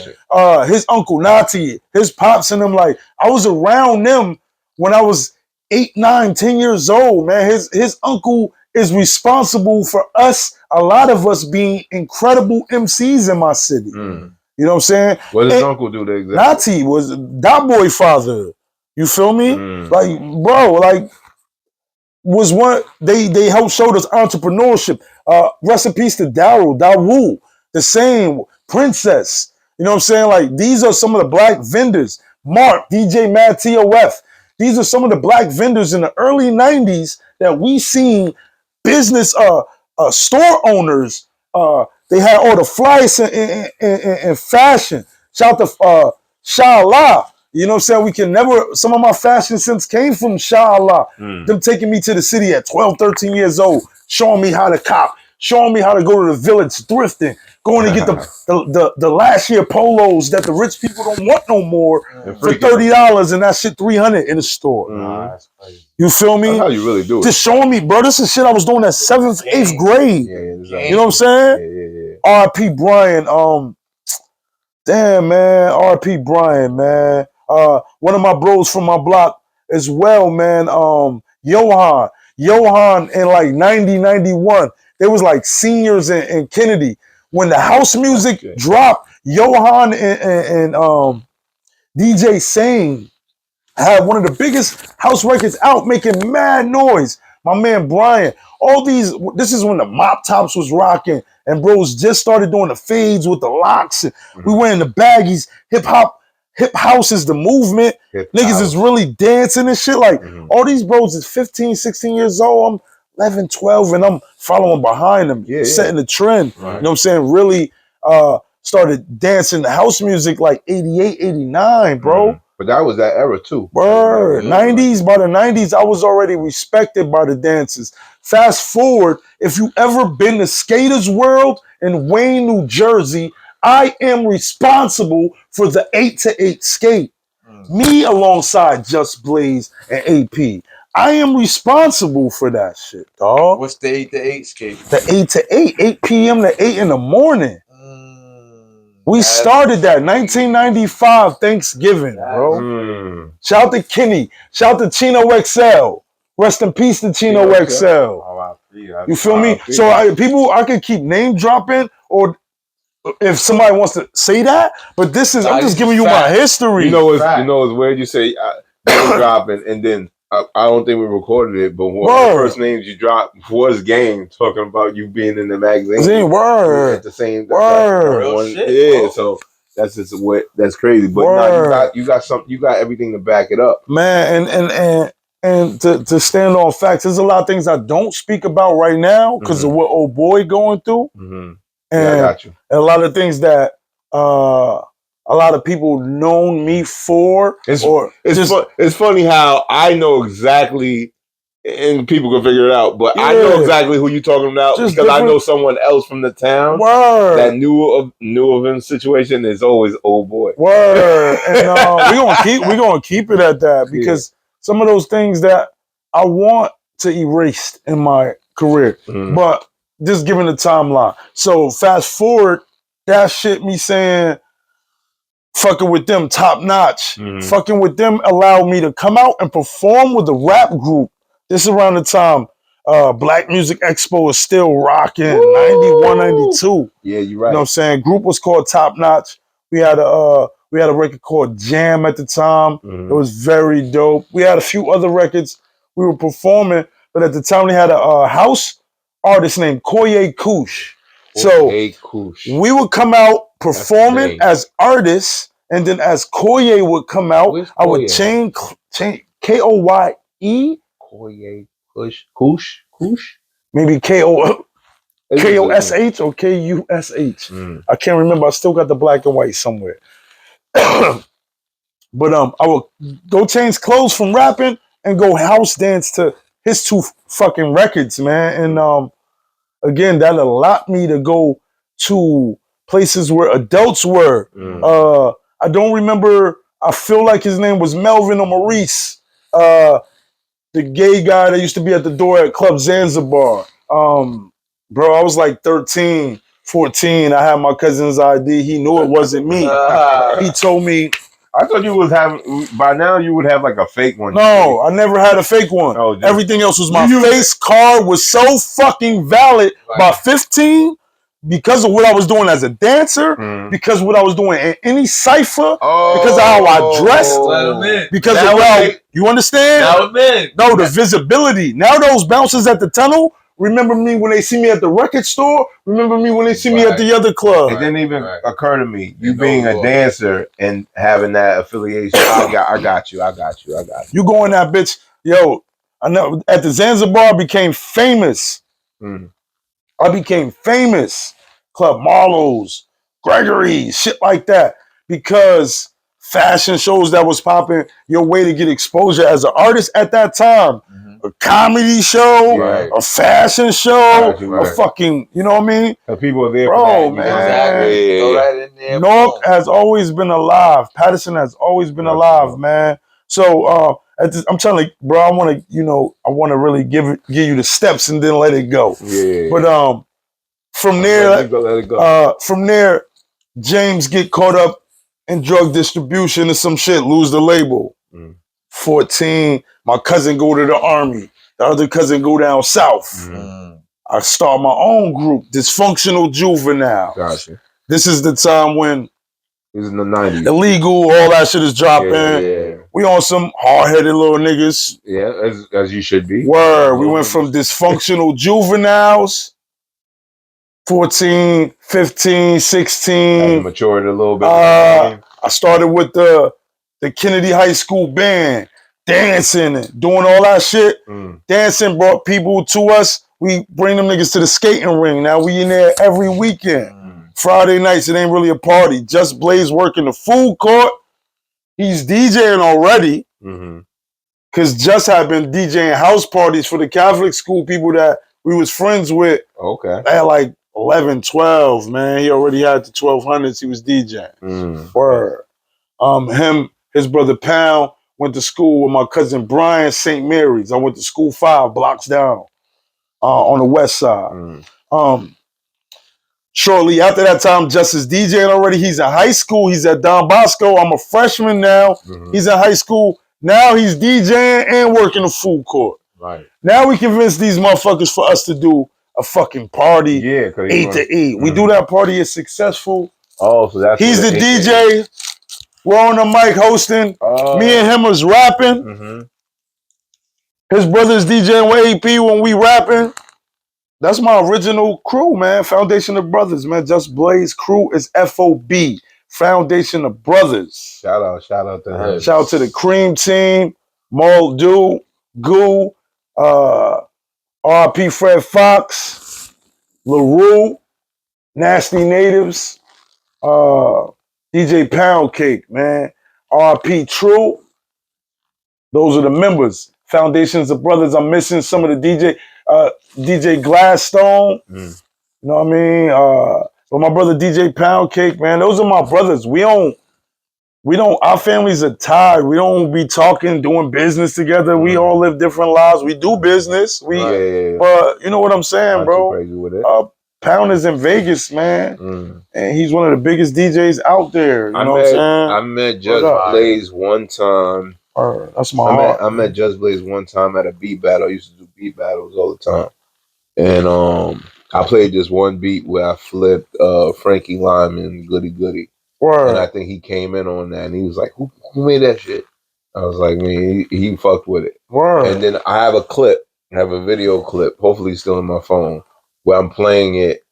I'm playing my beat with Just in the back. Just is playing the beat. No, actually, Just is playing the beat. And I'm in the side, like head nod to it. That's amazing, man. I got some announcements. I'm gonna wait till he announce it because I don't want to spoil it. But if you look at the Just Blaze BLX on BET, the interview where they go back to his hometown and all that, you'll see me in that episode. Don't he have like a sneaker podcast? Yes, called Fresh Pair. Yeah. Word. But you'll see me featured in that episode with him. Also DJ Big L, that was Fetty Wap's DJ on tour. That's my little bro too. Fetty Wap and also the Nissan commercial for BET during the awards. I'm in that commercial with Just. But he just called me for some major shit that we just did, man. I did some voiceover shit. We just did some major shit. A couple, y'all hear about it. Y'all need to hear about it. You know what I mean? Y'all hear about it. So Nasty Natives, all that shit. Boom. Fast forward, high school. None of my cousins, my little bros, They behind. I'm leaving. At 18, I fly to the West Coast. I'm out that bitch, and I'll become a part of a group called the Block Burners. The DJs out there that are my DJs, the incomparable DJ B Mello from Seattle, KEXP 90.3 Street Sounds, and Cube 93, and the Seattle B-boy legend, breaker, vinyl extraordinaire, DJ Supreme LaRock. These are my OGs. You know what I'm saying? Supreme LaRock and Jake One, White Van Music, Jake One and G Unit. You already know what those ties are. You feel me? So at this time, 18 to like 27, I'm from the West Coast.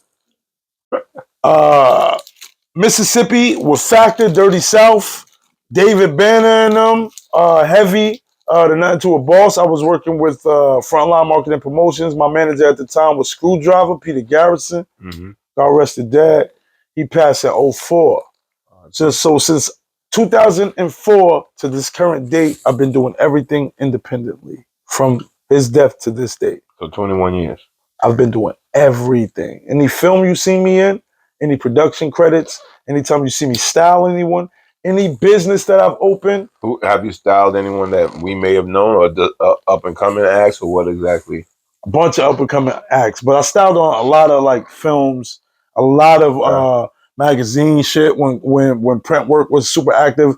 But I could go through so many artists current date right now that I've styled for visuals. The Trillionaire Dodgers, the B3B3, the Marlena Moniz's, the Riff, man, there's so many groups and different people I style, you know what I'm saying? Legends and up and coming legends, man. So when you say style, you're talking about style, just man. the clothing or the whole shebang. Okay. You know what I'm saying? Whether it be clothing, visuals, you know what I'm saying? All that. I've been doing directorial things for a long time as well, man. I've been shooting and kind of doing DP work, you know what I mean? Whether it be studio or film and photography, you know what I'm saying? Yeah, word. Okay. You know, or assistant, you know what I mean? Work, you know what I mean?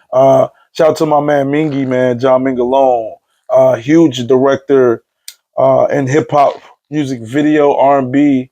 We just lost him a couple months back.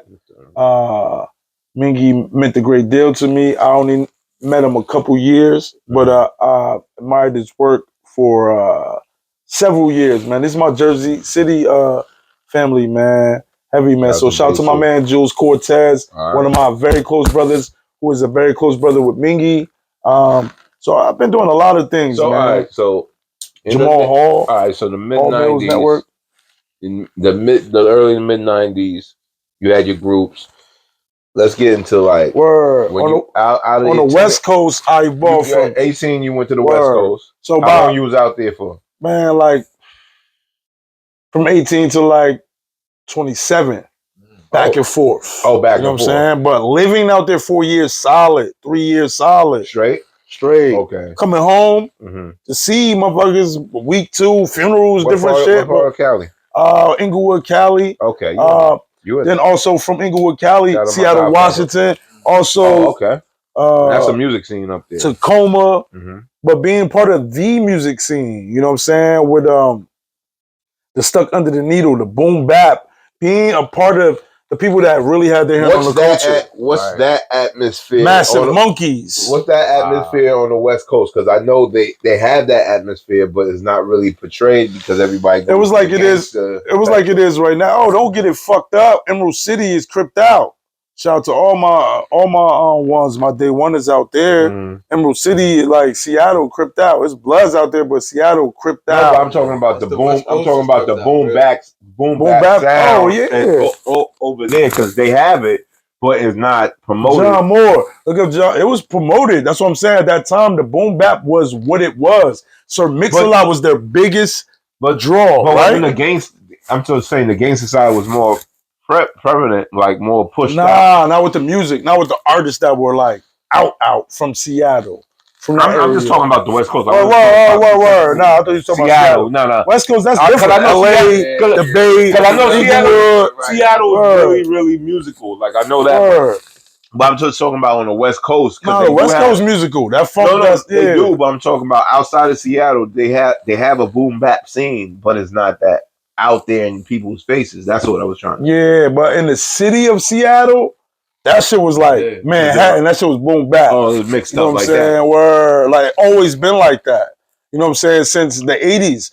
When I say my OG, Supreme Lil Rock, was on the new, he a Seattle breaker. He was on the news breakdancing for Ronald Reagan when they was in Seattle. Like, there's footage of him doing that shit back then. You know what I'm saying? This is a bro, when I touched down at his pad, he had Conception Records, him and Jake One. They would drop all these rare vinyls and grooves. At the same time, he was Poppy Panama. He had the alias where he was doing porns and shit. You know what I'm saying? Different shit. Like, so the vibrations of the people I came into the games with were like on a top tier. Vitamin D. All of my earlier block burner projects are recorded with Vitamin D, Jake One. These are some of fucking the West Coast biggest producers. Dow Jones. Go do the credits. You could Google our shit. My shit comes up with them. You feel me? But these are the things that are before internet. You know what I'm saying? This is before. But these are things that those things are on now. DJ Scene. Shout out to DJ Scene. DJ Scene is one of the biggest DJs in the world. You know how many DJ Scene mixtapes I did? How many radio stations I did when DJ Scene was behind on the turntables? Look him up. Do his, see who he is. Like, these are my friends. You know what I mean? The people who I grew up in the industry with. You know what I'm saying? Where they say you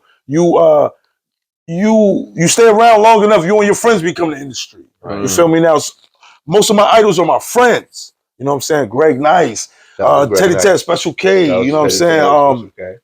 Razzcast, Tretch, Do It All, Hakeem Green, you know what I'm saying? Like, these are artists that I could... All people that came to the brewery. But people that, people that I looked up to in life, that I seen in life, outside of music before, some of them before they were big. I remember seeing the Lords when I was young. I remember seeing Nordy and K and them when I was young, bro. When they was going to high school, when my cousins was going to high school with them.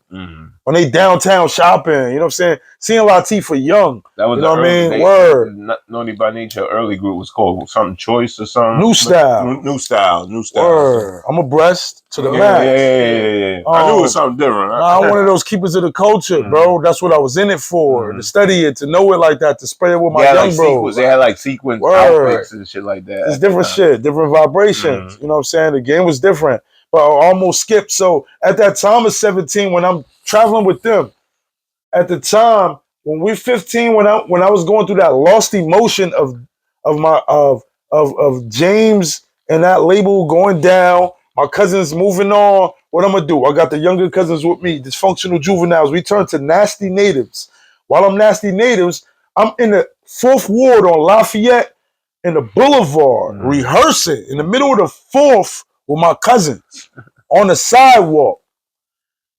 Kent and Wes, they from the camp of Black Street with Teddy Riley, Chauncey and all of them. Chauncey, I haven't heard of that. Lo and behold, at the time when Wes and Kent discover us outside, I'm in the 4th Ward. I'm from the West Side.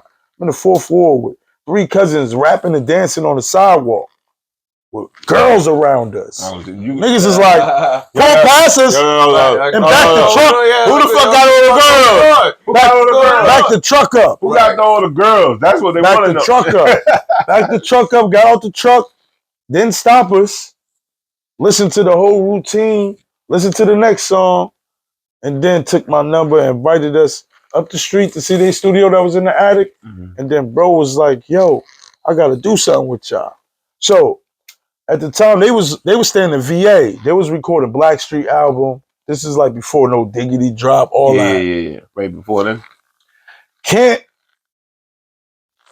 trying to figure out what to do with me. He feels like, yo, this kid's special. I need to take them somewhere.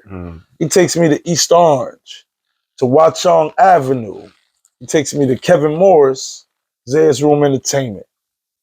Zay's Room Entertainment, It's tied in with Jive Records. This white nigga named Cliff at the time, maybe. I can't remember his name. But I think that's his name at the time. I was younger, man. I was like 17. Yeah. I signed with K-Boss. I signed a production agreement. K-Boss got a full fucking studio. At 17, I learned how to work everything in that fucking studio. This was his rules. K-Boss, shout out to K-Boss, shout out to Isaiah. I love you. I love your family. I thank you for what you've done for my life. You know what I mean? Real rap. At 17, I walk into Watchung Avenue to Zay's Room Entertainment, and K-Boss had 48 track board, DAT machines, keyboards, mics, a booth in the basement of his condo. When I walked into his house, I seen a condo, and I was like, oh shit, all right, well, I'm about to record that. Right. Kind of like, boss, come down a step just like this. It's a vocal booth right there. Steps this way. Vocal booth right there. This control room. Back there was like his boiler and all that shit with the closed door. Right. But K-Boss brought me into his studio. When I came to his studio, I brought to him the tapes that I had from the crib. But I was recording with tape decks and the shit that I was doing that was almost unheard of to him. Like what Legends Explain now is pause tapes. I was doing that shit. Yeah, I was doing that shit too. Feel me? Yeah. Figuring it out. Feel me? Right. And prior to that, bro, an old head from my city, when I was buying them turntables at 10, 11 years old, old head from my city was like, look, you want some speakers? I was like, yeah, I need some speakers. You know what I'm saying? I was hooking my motherfucking turntables to a boombox. Feel me? Right. But I wanted to bring my shit outside like how I see niggas do in the park on the movies and Facts. shit. Right. So old head, Mike English, Dog Man. He said, yo, Chink, you want some speakers? I was like, yeah. He said, Sunday night, get your bike. You gonna ride with me on your bike. Me, you, and Chucky. Like, where we going? Old head showed me if we leave the hood and drive up to Prospect Park, or we go up to Wayne, this is how I found Skaters World. Riding on the bike with my old head, taking us out the hood. Like, yo, y'all niggas wanna go fishing? We 10 years old riding the Pompton Lakes. That's how we start communicating with different people. Right. You know what I'm saying? Niggas seeing us. We wasn't stealing bikes. Right. Them niggas got their beer and they weed. They taking the little niggas out the hood. Like, yo, I'm taking like 10 of y'all niggas out.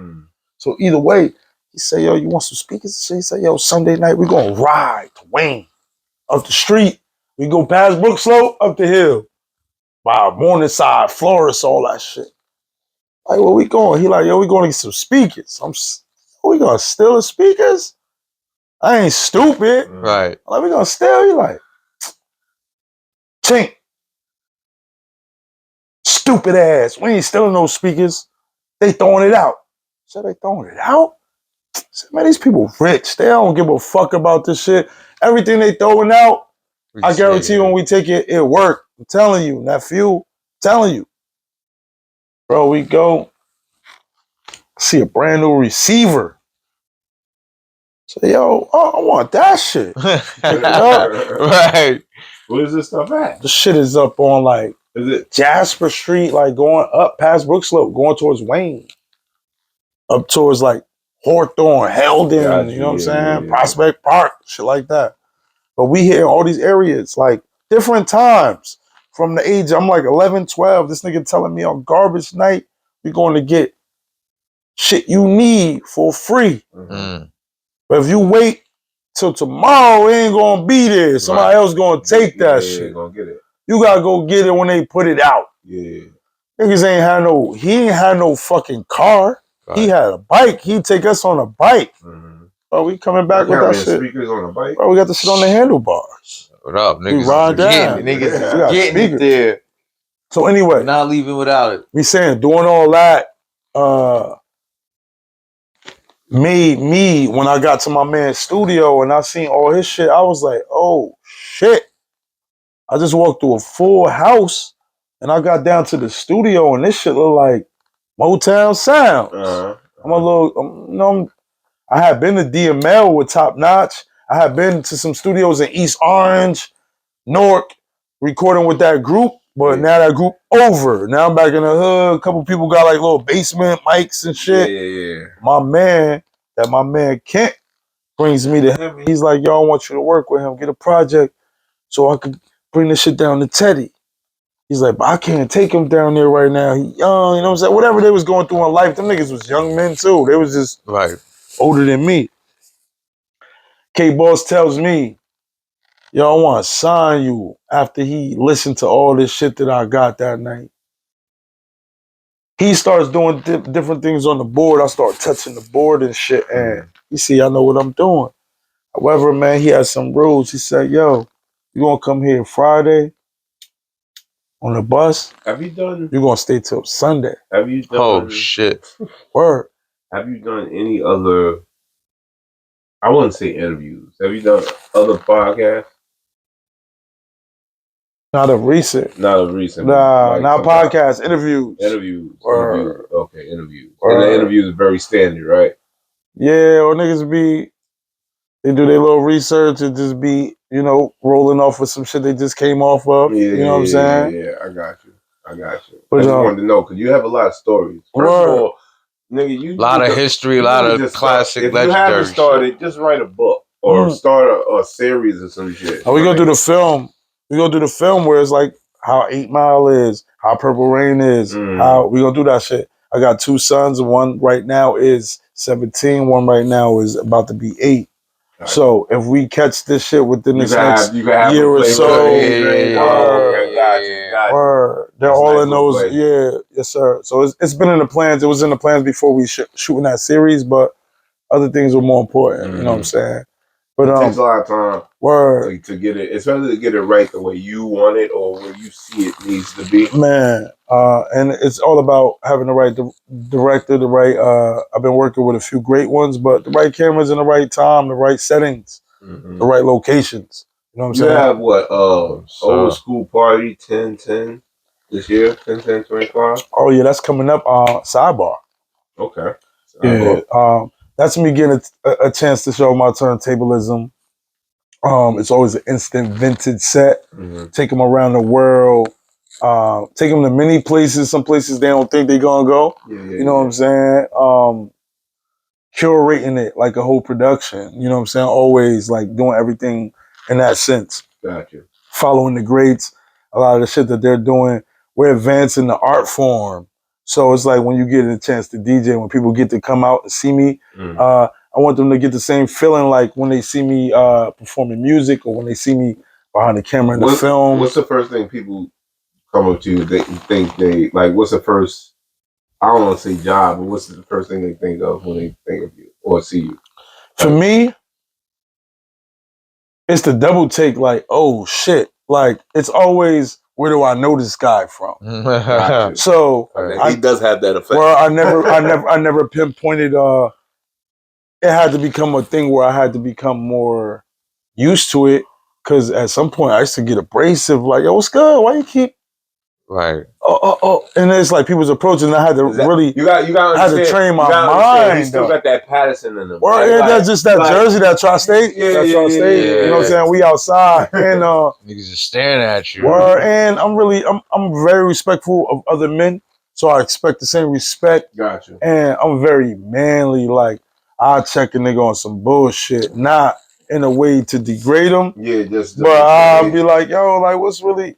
I'm the type of person that I'll let you know if you doing some fuck shit and we seen you. Yeah. I'm like, damn, bro, we just seen you with the crazy shit. Like, right. You know what I'm saying? I'm not type.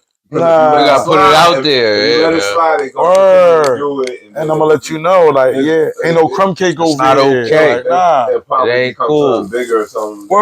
Worse than what. Like, say, say for instance, it's like my wife is very beautiful. You know what I'm saying? But I look good too. So if I'm out and a nigga, you look one time, you seen her, she look good, my nigga. Cool. But if you still trying to catch her Yeah. Now I'm on your ass like, yo, bro, like, yo, I would say this. You doing too much.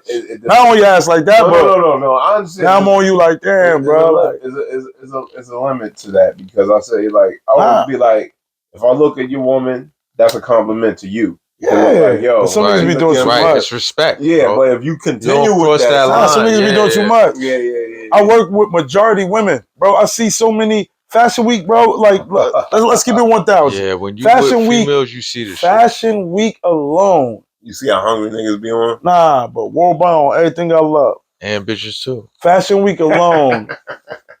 When I was in that tent, there was the most undressed women I've ever been in a section with compared to men. It was about 3 or 4 of us men at that time, but it was at least like 40 women comfortably. Like, and I told a friend of mine, it was like it's crazy to be an older man and have girls like a little older than my daughter or in their 20s, like really be like with the shit. But I walked with this older model. She walked for another line, but she was like 67 years old. Chick looked like she was 35. Her body was insane. She was tripping because this young boy was all on her. And she was just peeping my mannerisms, peeping my straight ahead, seeing how I had regard for how you carried yourself.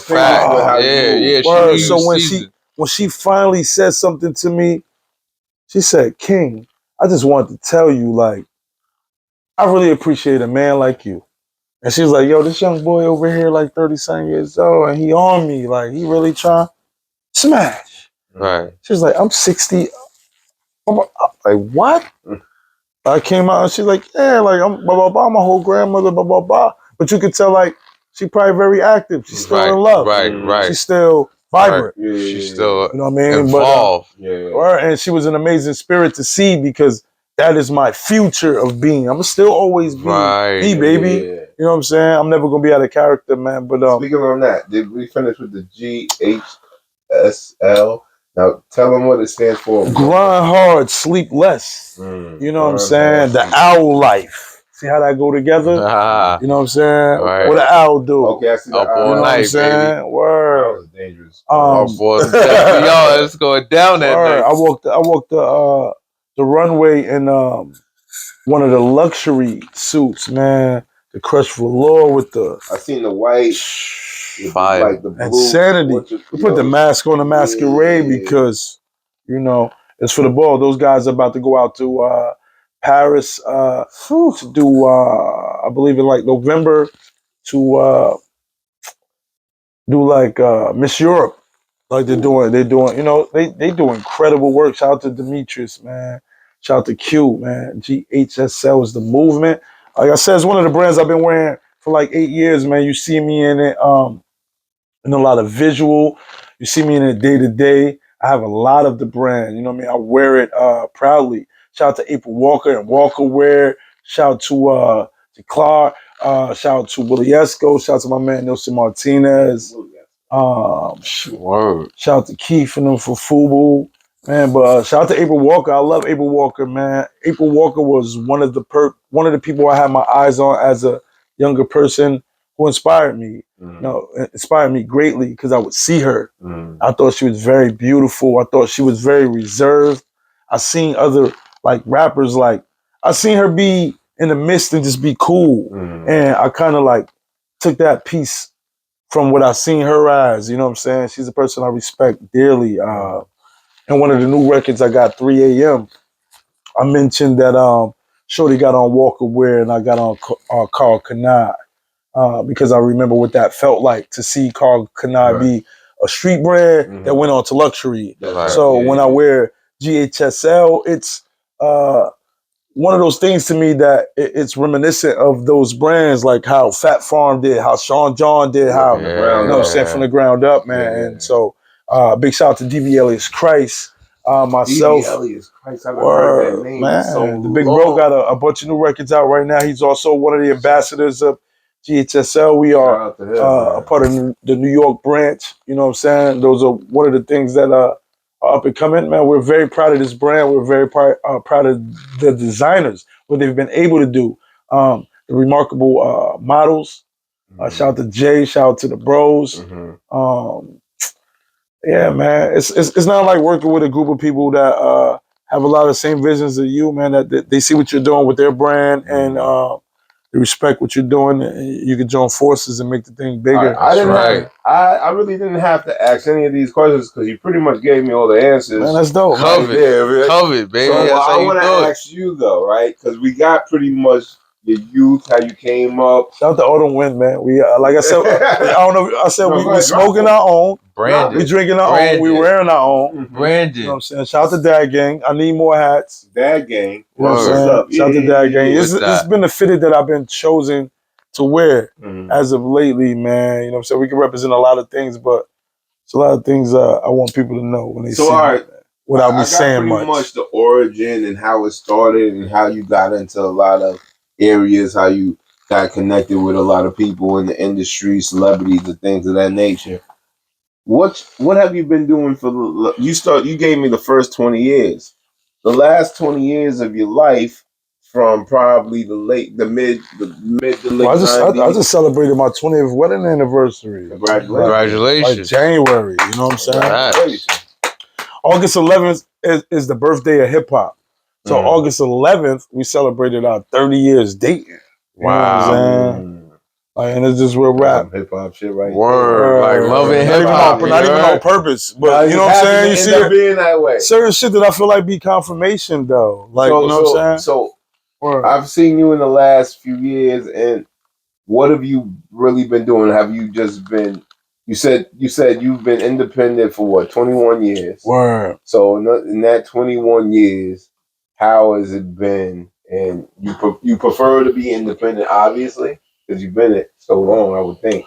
Yeah, I prefer it, but at this time, it's like as the game changed and things change and things evolve, we learned more. We started capitalizing on more things. Like I told you, how I went from one thing and how I learned how to monetize it.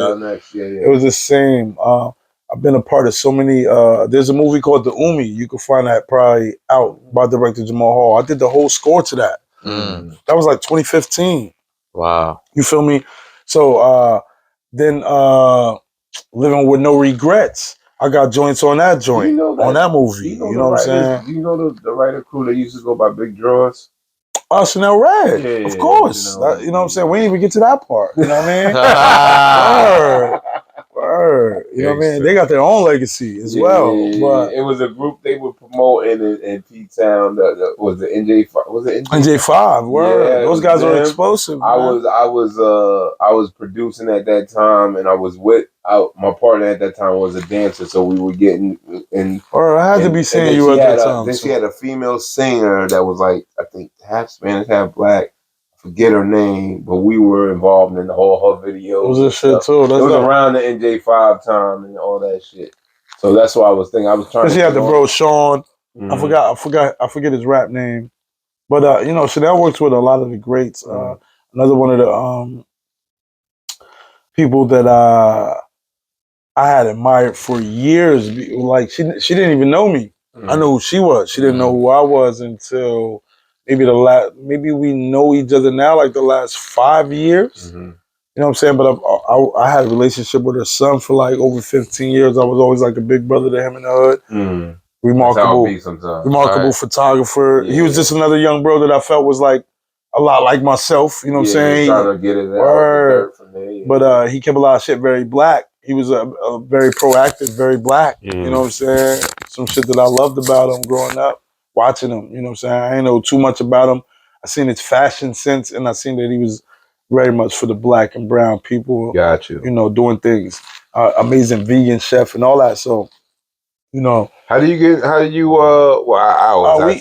it came to the brewery, obviously it was something. Teddy Ted, Awesome too. Yeah, but beyond that, Mr. Mike Jones. Shout out to my bro Mike Jones. Of course, Mike Jones. Mike Jones like a brother to me, man. Herb is like a big brother to me. Herb been around me since I was like 13, 14. He's seen the evolution of. So when those guys begin to be friendly or neighbors, that's as long as I know Mike Jones. But I know Herb for at least almost 30 years now. Mike has probably been at least 20 something. Or, 20 there. You know what I mean? But definitely that love for the brewery, first of all, comes from DJ Dance. My cousin. Word, DJ Dance bring DJ Dancey, thank you. DJ Dancey. Word. Because he was one of the first. Then this is how it happened in my mind. You see, I'm on his lyrics, so I can keep going. Back around. And then he's from Douglas in the city. Word. He's from Douglas in the city. So, you know. But just to bring it back, right? So he had, years ago when he moved out to Jersey. First of all, he's a New Yorker. The nigga is always a New Yorker. He'll shoot anywhere in New York. He's a New Yorker. Then, right? So he moved over to Jersey, and he has his love for beer. So he went around finding whatchamacallit. He came across the Hackensack Brewery, right? Word. He told me, like, yo, you should come through here. We gonna be playing these vitals and shit. He wanted me to host the shit, right? But it never like came to play. Yeah. And Mike Jones, all that shit. They started doing the Vibes in the Garden so often, it built up. Now it's just this beast now. Just did the, 4th year anniversary? Yeah, like 4th or 5th year, one of the two. Yeah, the brewery on the 6th year, been rocking. Man, you know, so I'm out here promoting those things, man. All the winners out right now. There you go. I'll bust the black kid because I got the black and white on. You got that. You know what I'm saying? I like to keep, man. I like to keep everything on a certain frequency. Yeah, I got you. That's how everybody knows exactly. Shout out to Branson, man. You know what Shout out to Tyson, man.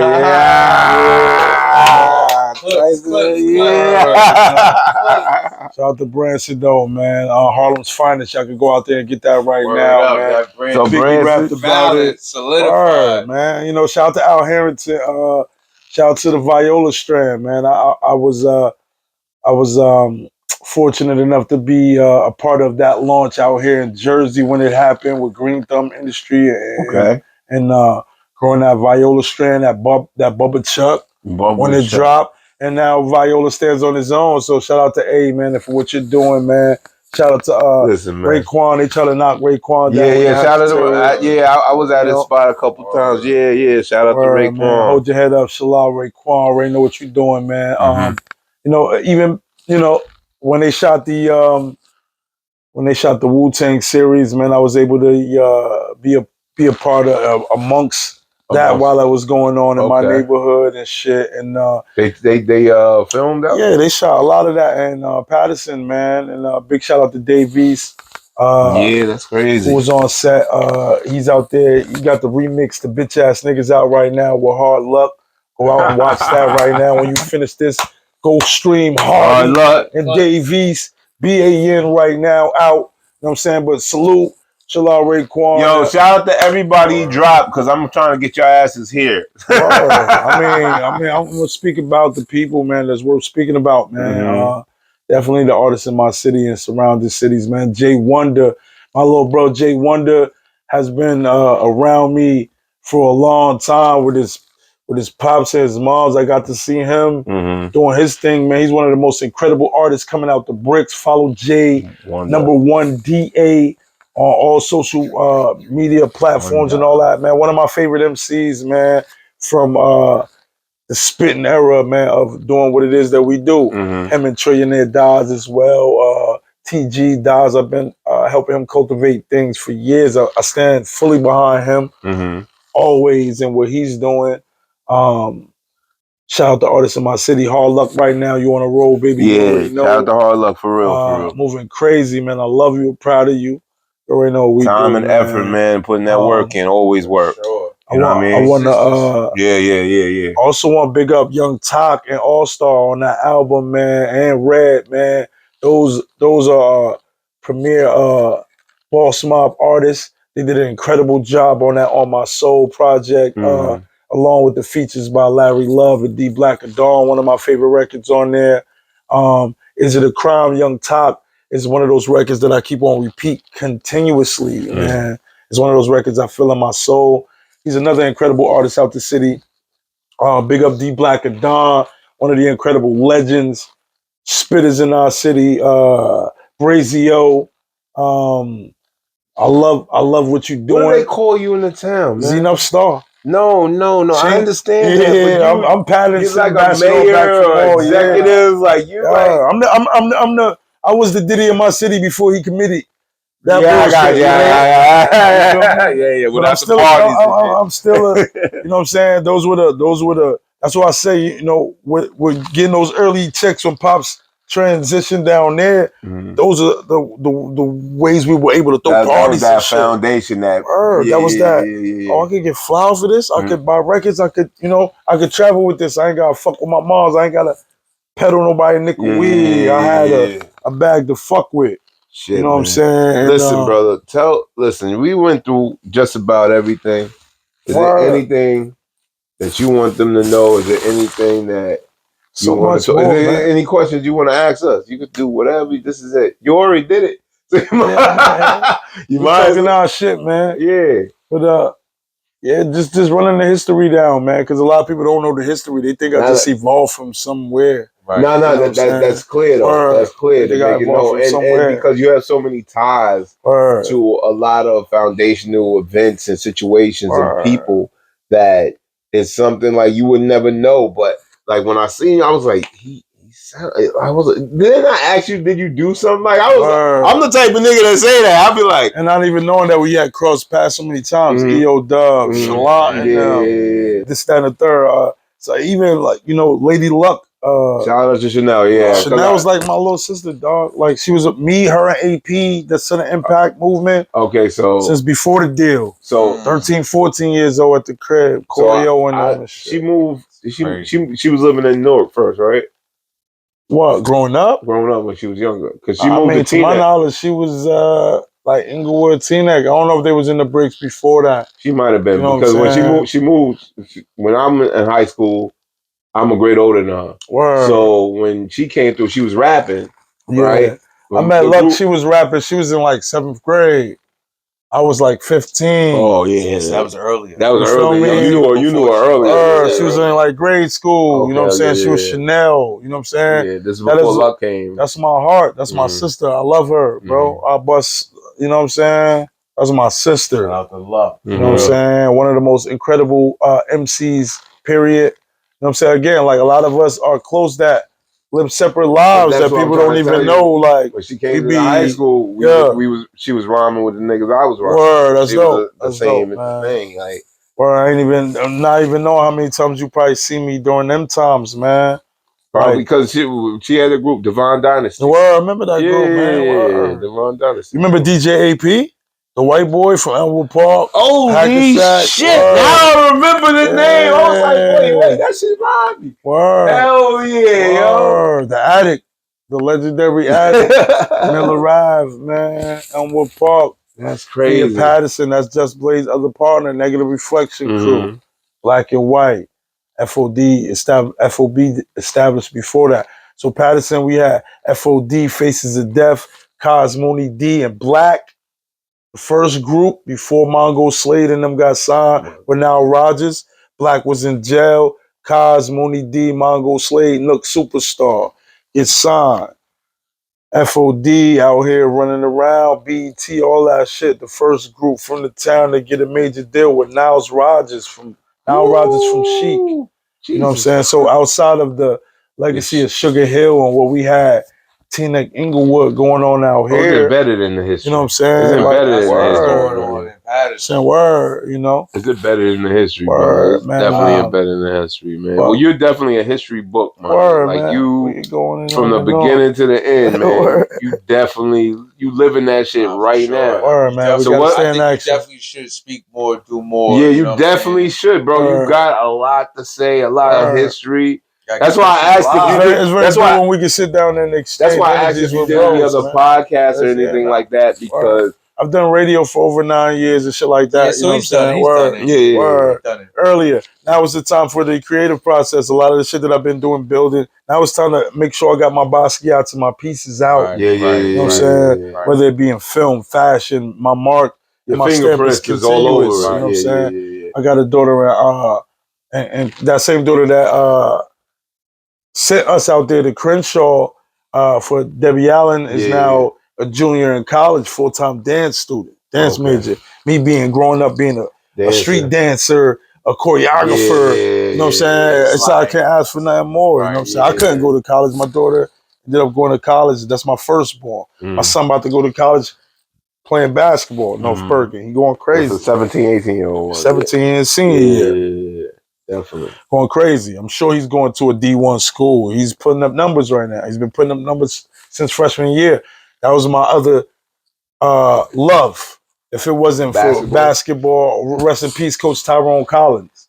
His Sean Collins and Chris Collins. You also brought up K Slay real quick. K Slay, because of K Slay being one of the inspirations and Graph and being one of those people, watching those people and watching what they did in music and seeing what he did breaking records, seeing how Red Alert broke records, seeing when it was my time to host radio shows and DJ, I break my records with 20 other records that niggas never heard of. I got Cuzzo Fly, BMF, Swish Gang, LA and Memphis, and Dirty South over here, Factor, the boys out in LA, Atlanta, Young Dirt in North Carolina. I'm breaking all these records. Trump in Philly, like we breaking all these records, bro. Meek Mill and all, we breaking all these records at a time when they need to be broken. We got 46 to 60,000 listeners every week. You know what I'm saying? Breaking the net. But at the same time, I was getting my records out, getting my songs heard, playing my music in the midst of all these other things, man. You know, trying to learn the algorithms, learning, oh, I got this song licensed, let me play this. You know what I'm saying? Big shout out to DJ Big Juice, 1037 The Beat. I had a show syndicated out in Illinois, from Pakistan to Chirac, when all of that energy was going on. You know what I'm saying? I was also on 91.7 Jim's radio out here Friday night and Saturday night at a time. So being that so that I had a chance to host around the world for different DJs. Before we go, tell me something you haven't done. Tell me something you have that you might have wanted to do that haven't done. Because it seemed like everything you wanted to do, you did. Or except for what I'm doing. No, that's why the journey is super real. And what I would say is what I'm doing right now. Man, throughout the pandemic, I got a chance to write for artists like CeeLo Green. I got a record right now. CeeLo Green, if you listen to it, if you drop this like I do record, it would change my life. You know it would change my life. Like I know. It is my Bobby McFerrin, my Don't Worry Be Happy song. It's one of the biggest records that I wrote in my life. And you know, for whatever reason. What time frame was this? It's within the last 2 years. You know what I'm saying? You know, within the last 2 years, I've gotten the right joints and have placements with a lot of things going on, bro. With one of the Migos passing during the times when I had placements with Big Sean and different records, man. Like having the opportunity to work with Chanel Red, Janae, to work with Lenny S and you know, different people, man, to have your music and your likeness on people's radar, whether it be Khaled, whether it be Nas, whether it be Ralph McDaniels, dropping. Ralph McDaniels came to our release party for the film, videoed us live, aired it on his show, and he got that shit running alongside like Jay-Z Khaled video as it's premiering. Wow. You know, us like, you know, so different moments that help your shit catapult. You know what I'm saying? Just keep your hand on the pulse, being 100% active, man. Yeah, definitely. Man. Fuck that. Don't being jaded. My dad used to say a fly guy can't get too high. So sometimes I take off my shades to let niggas know it's I've never been empowered by other things besides solely God, spirit, music, people, love, energy. You know what I'm saying? Shout out to your father. Man. Shout out to your father, because you're very, I gotta tell you, looked up to him. You're very inspired. My mom, I'm very inspired by my mom, my grandma. My grandmother's my grandfather. But I'm just saying, as far as like the man that you were looking up to, and I'm not taking nothing away from him. Without question. Without question. And I ain't dimming his light either. Fathers need to be celebrated. You know what I'm saying? But definitely, man, good, bad, or indifferent. He meant a great deal. You know what I'm saying? One of the purpose he set me out to do, I live in it. You know what I'm saying? In a lot of major ways, man. But yeah, man, having those vibrations of really living out some things. Never stop dreaming. You know what I'm saying? Never stop dreaming. I would have never thought. I always had these small wishes or inclination, these of things I wanted. I wanted to do film. I wanted to do radio. I wanted to do. I have all these what I would consider as small goals that I tear for myself. But when I could go back to a history, my kids could go back and see me on a magazine cover. They could pick up a vinyl. Absolutely. They could see a visual. They could watch a movie right now. I was very inspired by dance movies growing up, whether it be Breaking, Beat Street, whether it be Step Up For You or any of those. I was a part of a very amazing New Jersey club dance movie called Lit the Movie, featuring Malcolm Jamal Jeffries, Mano, so many other people in this movie. This should drop 2020. You can stream it right now, Amazon Prime, anywhere. Okay. You feel me? In this movie, they come to me to produce the record and show them how to produce the record in order to win the battle at the end of the record. Very dope. I mean, at the end of the movie, I have a reoccurring scene in it. But it was very dope to be a part of that. The movie Pressure is out right now on Tubi, a few other platforms. You can see I have a very dope role in that. That's a movie about a dude gets caught up in a relationship dealing with several different women. This shit was like 2022, 2021. Okay. So all these things, you can go out and check me out, man. Living Without No Regrets. I'm in the score of that movie, a couple scenes that I scored this movie called The Umi, directed by Jamal. That joint dropped maybe 2015. All these movies you could go out and see, man. You Google. I'm trying to get my my joint situated. I can't remember what the name is exactly. When you type up my film reels and all that, so you can get all the info for these joints, man. Yeah. I can't remember the exact terminology for it, but also Beverly McKenzie. I was a part of a film. I had a lead role a couple years back called Would You Know? A big film that was kind of about what's going on right now in society, man. You mean this crazy shit? Never forget your people, man. Never forget who you do it for, man. There's an artist from New Jersey, Tennille Nicole, God rest her soul. We lost her when she was about 27, but she was like a sister to me. Lenny Green, a big sponsor. Her brought on the show a bunch of times. You can Google Tennille Nicole right now, any YouTube videos, and see a bunch of cover songs or some of her action. We were very, very, very, very tight. We also mentored the battle rapper, the Saga, THRU SAGA. That's my little brother. You know what I'm saying? I actually mentored the Saga alongside Tennille Nicole. So when I look at the success that he's having as a Christian battle rapper, and to know that I had an imprint and an influence on who he is today, you know what I'm saying? I love who he is in Christ, how he spreads the word, what he's doing. A lot of it reminds me of what we were doing back then. Me, Bad Lungs, Tennille, himself. Shout out to my drummer, his brother, Juan LeBron. Always a drummer. You know what I'm saying? Word. Yeah, always a drummer. Big family out Brooklyn and New Jersey. But if you get a chance right now, go follow The Saga at TH3 SAGA. Some of the most incredible battles, Smack, and so many other. You know I gotta bring up, since you're bringing up so many people that you work with and you know that have great talent. These are like people. When I seen you at the brewery, and I was like, "Yo, we need to get you, come up on here." I wish I could smoke a stick. The first thing is what happened. I need a square like Nori in this. Oh, you need a square? I got one. But if you want, you can. I don't just, Same for the kids at home. We don't get paid for them. You see, I ripped the tag off of this. Yeah. We're gonna pay for none of that shit unless you want to sponsor that shit. Tyson. Tyson sponsorship. I've been watching. I Am Mike. I've been watching Hot Boxing with Mike Tyson since.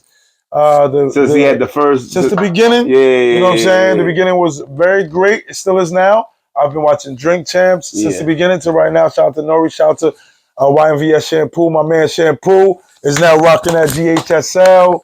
Shout out to Shampoo. Shout out to Shampoo's son. Follow Shampoo Son right now. See, it's crazy with the music. You know what I'm saying? So I also, my Mason Dean, MASOSEANDEAAN, I believe, Mason Dean. So when I talked to you about coming here, you immediately said talk to her. That was LA. So I'd give her a shout out. You know what I mean? One of the most incredible vocalists, man. That girl just dropped a project. Yeah. Shout out, man. Shout out to LA. You know what I mean? Like, nice meeting you. I didn't know where you was, but she's definitely doing her thing. She just had a concert that just passed. Incredible vocalist, man. Just had a project. You know what I mean? She been popping. First of all, one of the most strikingly beautiful people. You feel me? There are a lot of people that you could be done up. You can pay for a lot of shit, all this other shit. But natural beauty, when you think about, when I think about my wife, I think about natural beauty. When I think about some of my clients that I'm very close with, they're some older and young. Like some of them just natural beauty. They go to work. They just do regular shit, work out. You know what I'm saying? That's the thing I love about L, man. Like real shit, man. Beautiful, very dope vocalist, very serious with the music, very serious with the performance. You know what I'm saying? Always has this greatness with her. You feel me? This thing, like when people see me where I got this thing, she always have this greatness with her. Always, man. She don't seem to be like very I'm the one, but she like, still like she seems like her talent shows you exactly. And one of those artists that, you know, been moving in motion since a teen. Shout out to her, Kiana Parks, DJ Kiana Parks, Corey Mandel. Corey is on the 3 a.m. record that I'm about to drop that I referenced the Walker wearing the joint. So again, shout out to Tiger Wilson. Again, like these are legacies of people that are, you understand what I'm saying? Like legacies of people that are really, really still. If I'm gonna get one, I'm gonna get two, I'm gonna get three, I'm gonna get one with these people. You know what I'm saying? If I'm gonna lift someone up in a space, I want to lift these people up. You know what I'm saying? If I'm gonna talk about somebody, I'm gonna talk about the B Rebels. I'm gonna talk about the Brazios. I'm gonna talk about the Muscle Team Fuzz. I'm gonna talk about the Hard Luck, the Bad Lungs, the Trillionaire Dies. I'm gonna talk about the Black Mass, the Mac and Mill. I'm gonna talk about damn, my bro just closed his studio too. Kilogram, been one of those. Shout out to Kilogram. Yo, Kilo, you know what I'm saying? Kilo been doing his shit for a while. Shout out to Kilo, bro, man. Come on, man. Scanner. Me and Scanner go back 12, 13 again. DJing, producing in KS Basement. So these are the producers of those are the big brothers to Kilogram and all that. Nah, bro, I'm the culture. No, I'm not knocking you. I'm telling you what this is. I'm telling you. Culture. 100% I'm the culture. But when you think about your town, I passed the fucking torch. I did what I was supposed to do. If I was around and I was touching the fucking top last night, and tomorrow when I went to go get some coffee, I seen Lil Bro and I thought Lil Bro had it, and we was in a situation, I gave him what I just had last night and what I got right now. You feel me? From a master teacher perspective, you know what I'm saying? I didn't hold the tools. You know what I'm saying? Rebel came and see me today, pull up on me. Like, bro, we need to do something. I didn't even know he was doing the things that he was doing in fashion. That was crazy. He's like, yo, we need to plug in. So my point is, when it came to all of them, RP Truck knit that whole movement with Murd. People don't know Murd, his first manager when he was a rapper, when Murder was a rapper, they came with me. His manager went to the West Coast with me. The lineage is so crazy.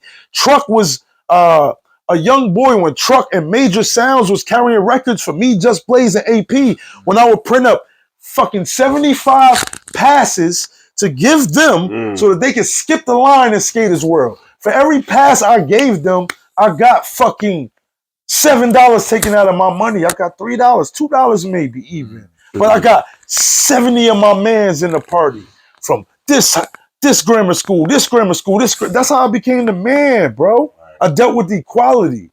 I dealt with equality. God's told me to deal with equality. I dealt with equality. I figured out a way to it. I was getting bread. We partying. I'm the man in the party. Now I'm even more man because I got 70 of my niggas now with VIP passes. Now they all feel important. Now it's 2 lines in this bitch. Now we got Jersey City coming on a bus. This ain't no new shit, JC. This ain't no new shit. This ain't no new shit. Shout out to Al B. Al. Shout out to Big Al. Shout out to the fucking gangster bitch, all that, Lakim Shabazz, all that East Orange, Jersey City movement, Apache. What are we talking about? That's all Jersey right there. That was all the shit I seen when I was a young nigga going to Trenton, going to church, seeing wise intelligent, poor righteous teachers, bro. You know what I'm saying? YZ from our town. His family from 17th Ave when Tower with the Power dropped.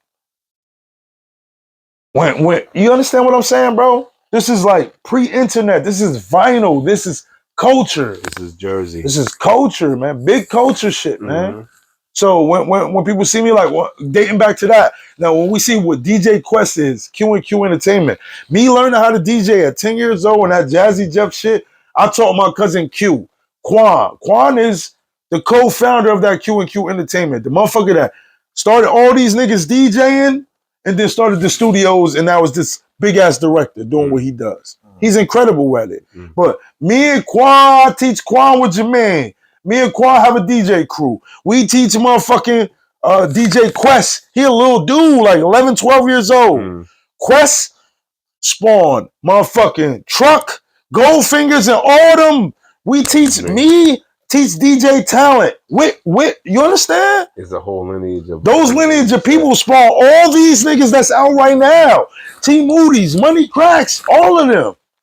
But Dollar B spawned Big L. Big L came out the mud to the face. Younger than me when we was doing it. Me, AP, Just Blaze with the lineage. Lil Bruh came after Badala B left. Lil Bruh came. He's still a mixtape god. Big L is to be worshipped as a mixtape god. How Ron G is talked about, how Kid Capri is talked about, how Doo-Wop is talked about. When it comes to street mixtapes, if you don't say fucking Anna name, if you don't got no Big L in your registry, you bugging. He changed the game. Yeah, that's funny because he changed the fucking game. Big L because I only know one Big L, but it was like, nah, he's a DJ from Patterson, so then it always stuck. You know what I'm saying? He changed the game. He changed the game. After him, the Talents, the Quest, those people came after. All the DJs came after. There's so many legendaries. Young Stunner. There's so many young legendary DJs. We ain't even talk about Flexman being one of the most incredible DJs. Those are the ones I don't got nothing to do with. Those are already great. DJ Deuce Man, Flexman, fucking DJ Cut. All them legends, man. Like, what the fuck we talk about? We come from the city, bro. There's been legendary people here. DJ Demo D. Fucking legend. That get busy. You know what I'm saying? But really, really, man, I like the fact that culture, man. Every time I seen this man, time I seen this man, he's composed. He's very to himself. He's in his zone. He got a fly fedora on. He got something. Told that talk, King. You know what I mean? He's suited and booted. He's ready to get it done. You know what I mean? This is the most energy, the most passion I've heard him get. And I would like to thank. That's what it's for. I would like to thank you. And I would like to thank the fact that you came here to share this information and your passion with us. Because I did not know none of this stuff existed. Man. I had an idea.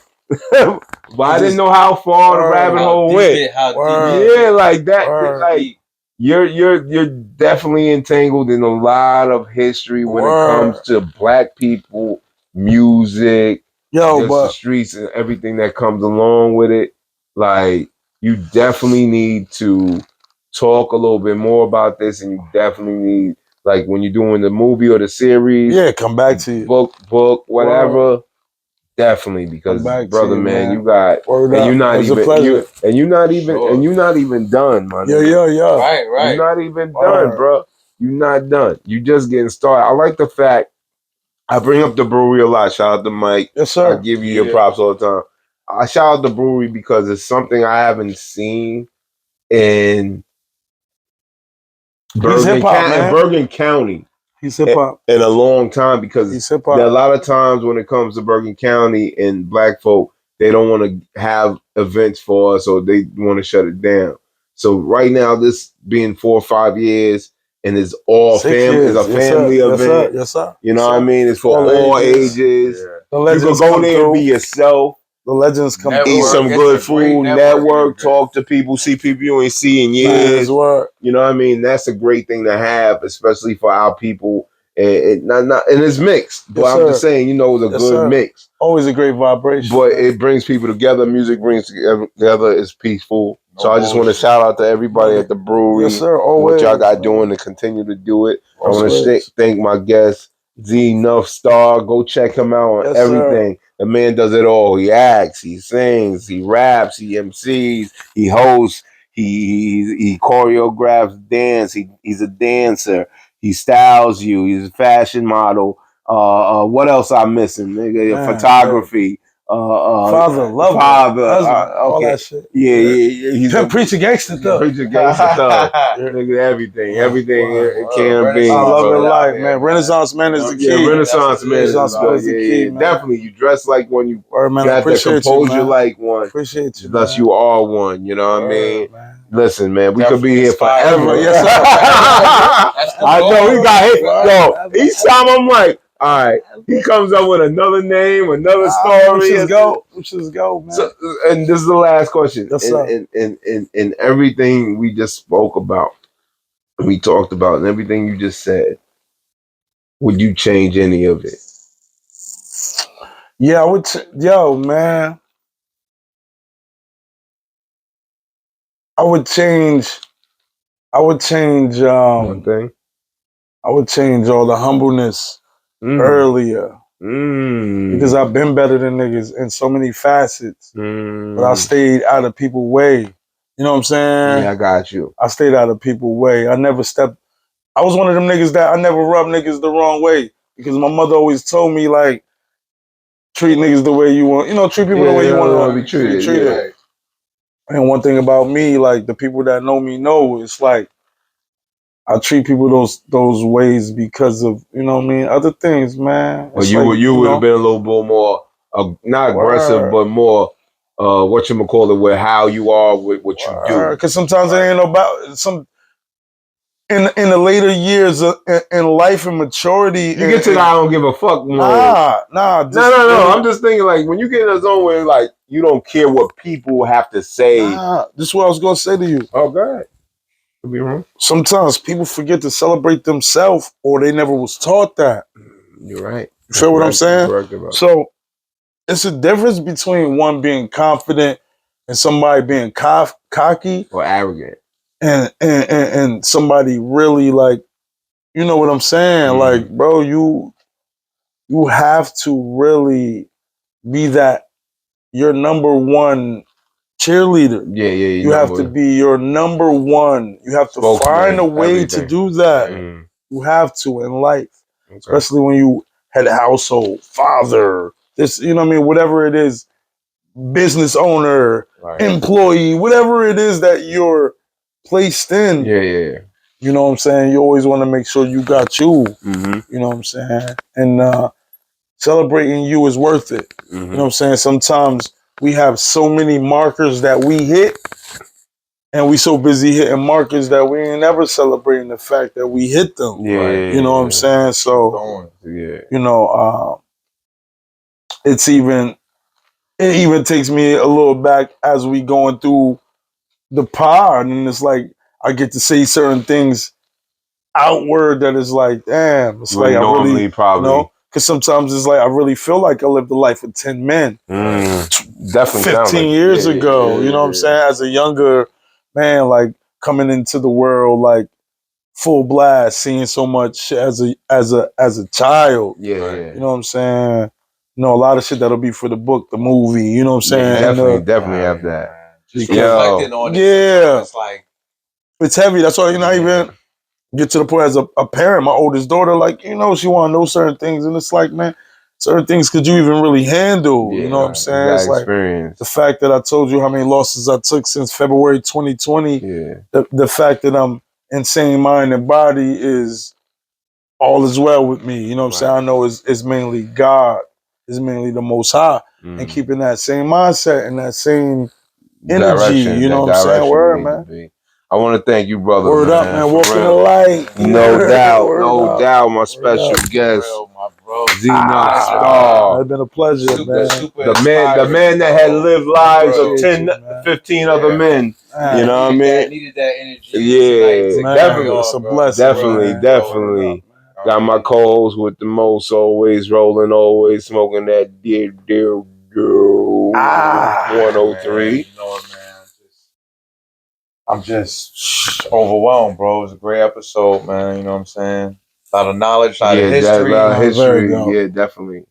You know what I mean? You're welcome here anytime, of course, brother. Appreciate your energy. Send some artists your way too, man. Some plugs your way. Hey, man, I have no problem with that. Word up. You know what I mean? I'm a hub. Come talk to me, brother. Come talk to me. Man. You know, with that being said, another great, not interview, but another great talk. Another great chopping up with a friend of mine, a brother that had his fingerprints in just about any place in hip hop, let alone hip hop, and also Jersey itself, you know what I mean? With a lot of people that come across him and he came across and he added on to what they had going on. So, you know what I mean? Appreciate it. Nuff Starr, shout out to, real quick before we leave, shout out to Al Scratch. Yeah, man. You know big shout out to Al Scratch. You know what I mean? Came Incredible through, Al still Scratch. Great interview, straight episode. You know what I mean? Shout out to Al. You know what I mean? He is always an open door policy. Man, incredible artist, DJ, man. Yeah. And we learning more. Like I know, man. Straight knowledge. Yeah. You know when you talk with them, man. Come on, bro. Those bros been around, you know what I mean, and they still curating more, more, man. Definitely. That's what this new generation doesn't see. They just, if it's not in front of them, they don't acknowledge it. That happens to us sometimes too, but we come from an era where we had to dig for it or look for it or hear from it. Exactly. You know what I mean? Shout out to DJ ACL, of course. ACL. My brother, ACL, man. ACL, incredible, man. Yeah, man. You know what I mean? So, with that being said, another great episode of the Unstoppable Almighty AWP Attention Horse Podcast. I want to thank all the people that support me and watch. I want to thank all the people that don't support me and watch, because you are the energy and you're the purpose for which I do what I do and bring all these people together for the show that we have now. Shout out to my brother right here, Nuff Starr. Go check this motherfucker out. Stop playing games. Bye. Yeah.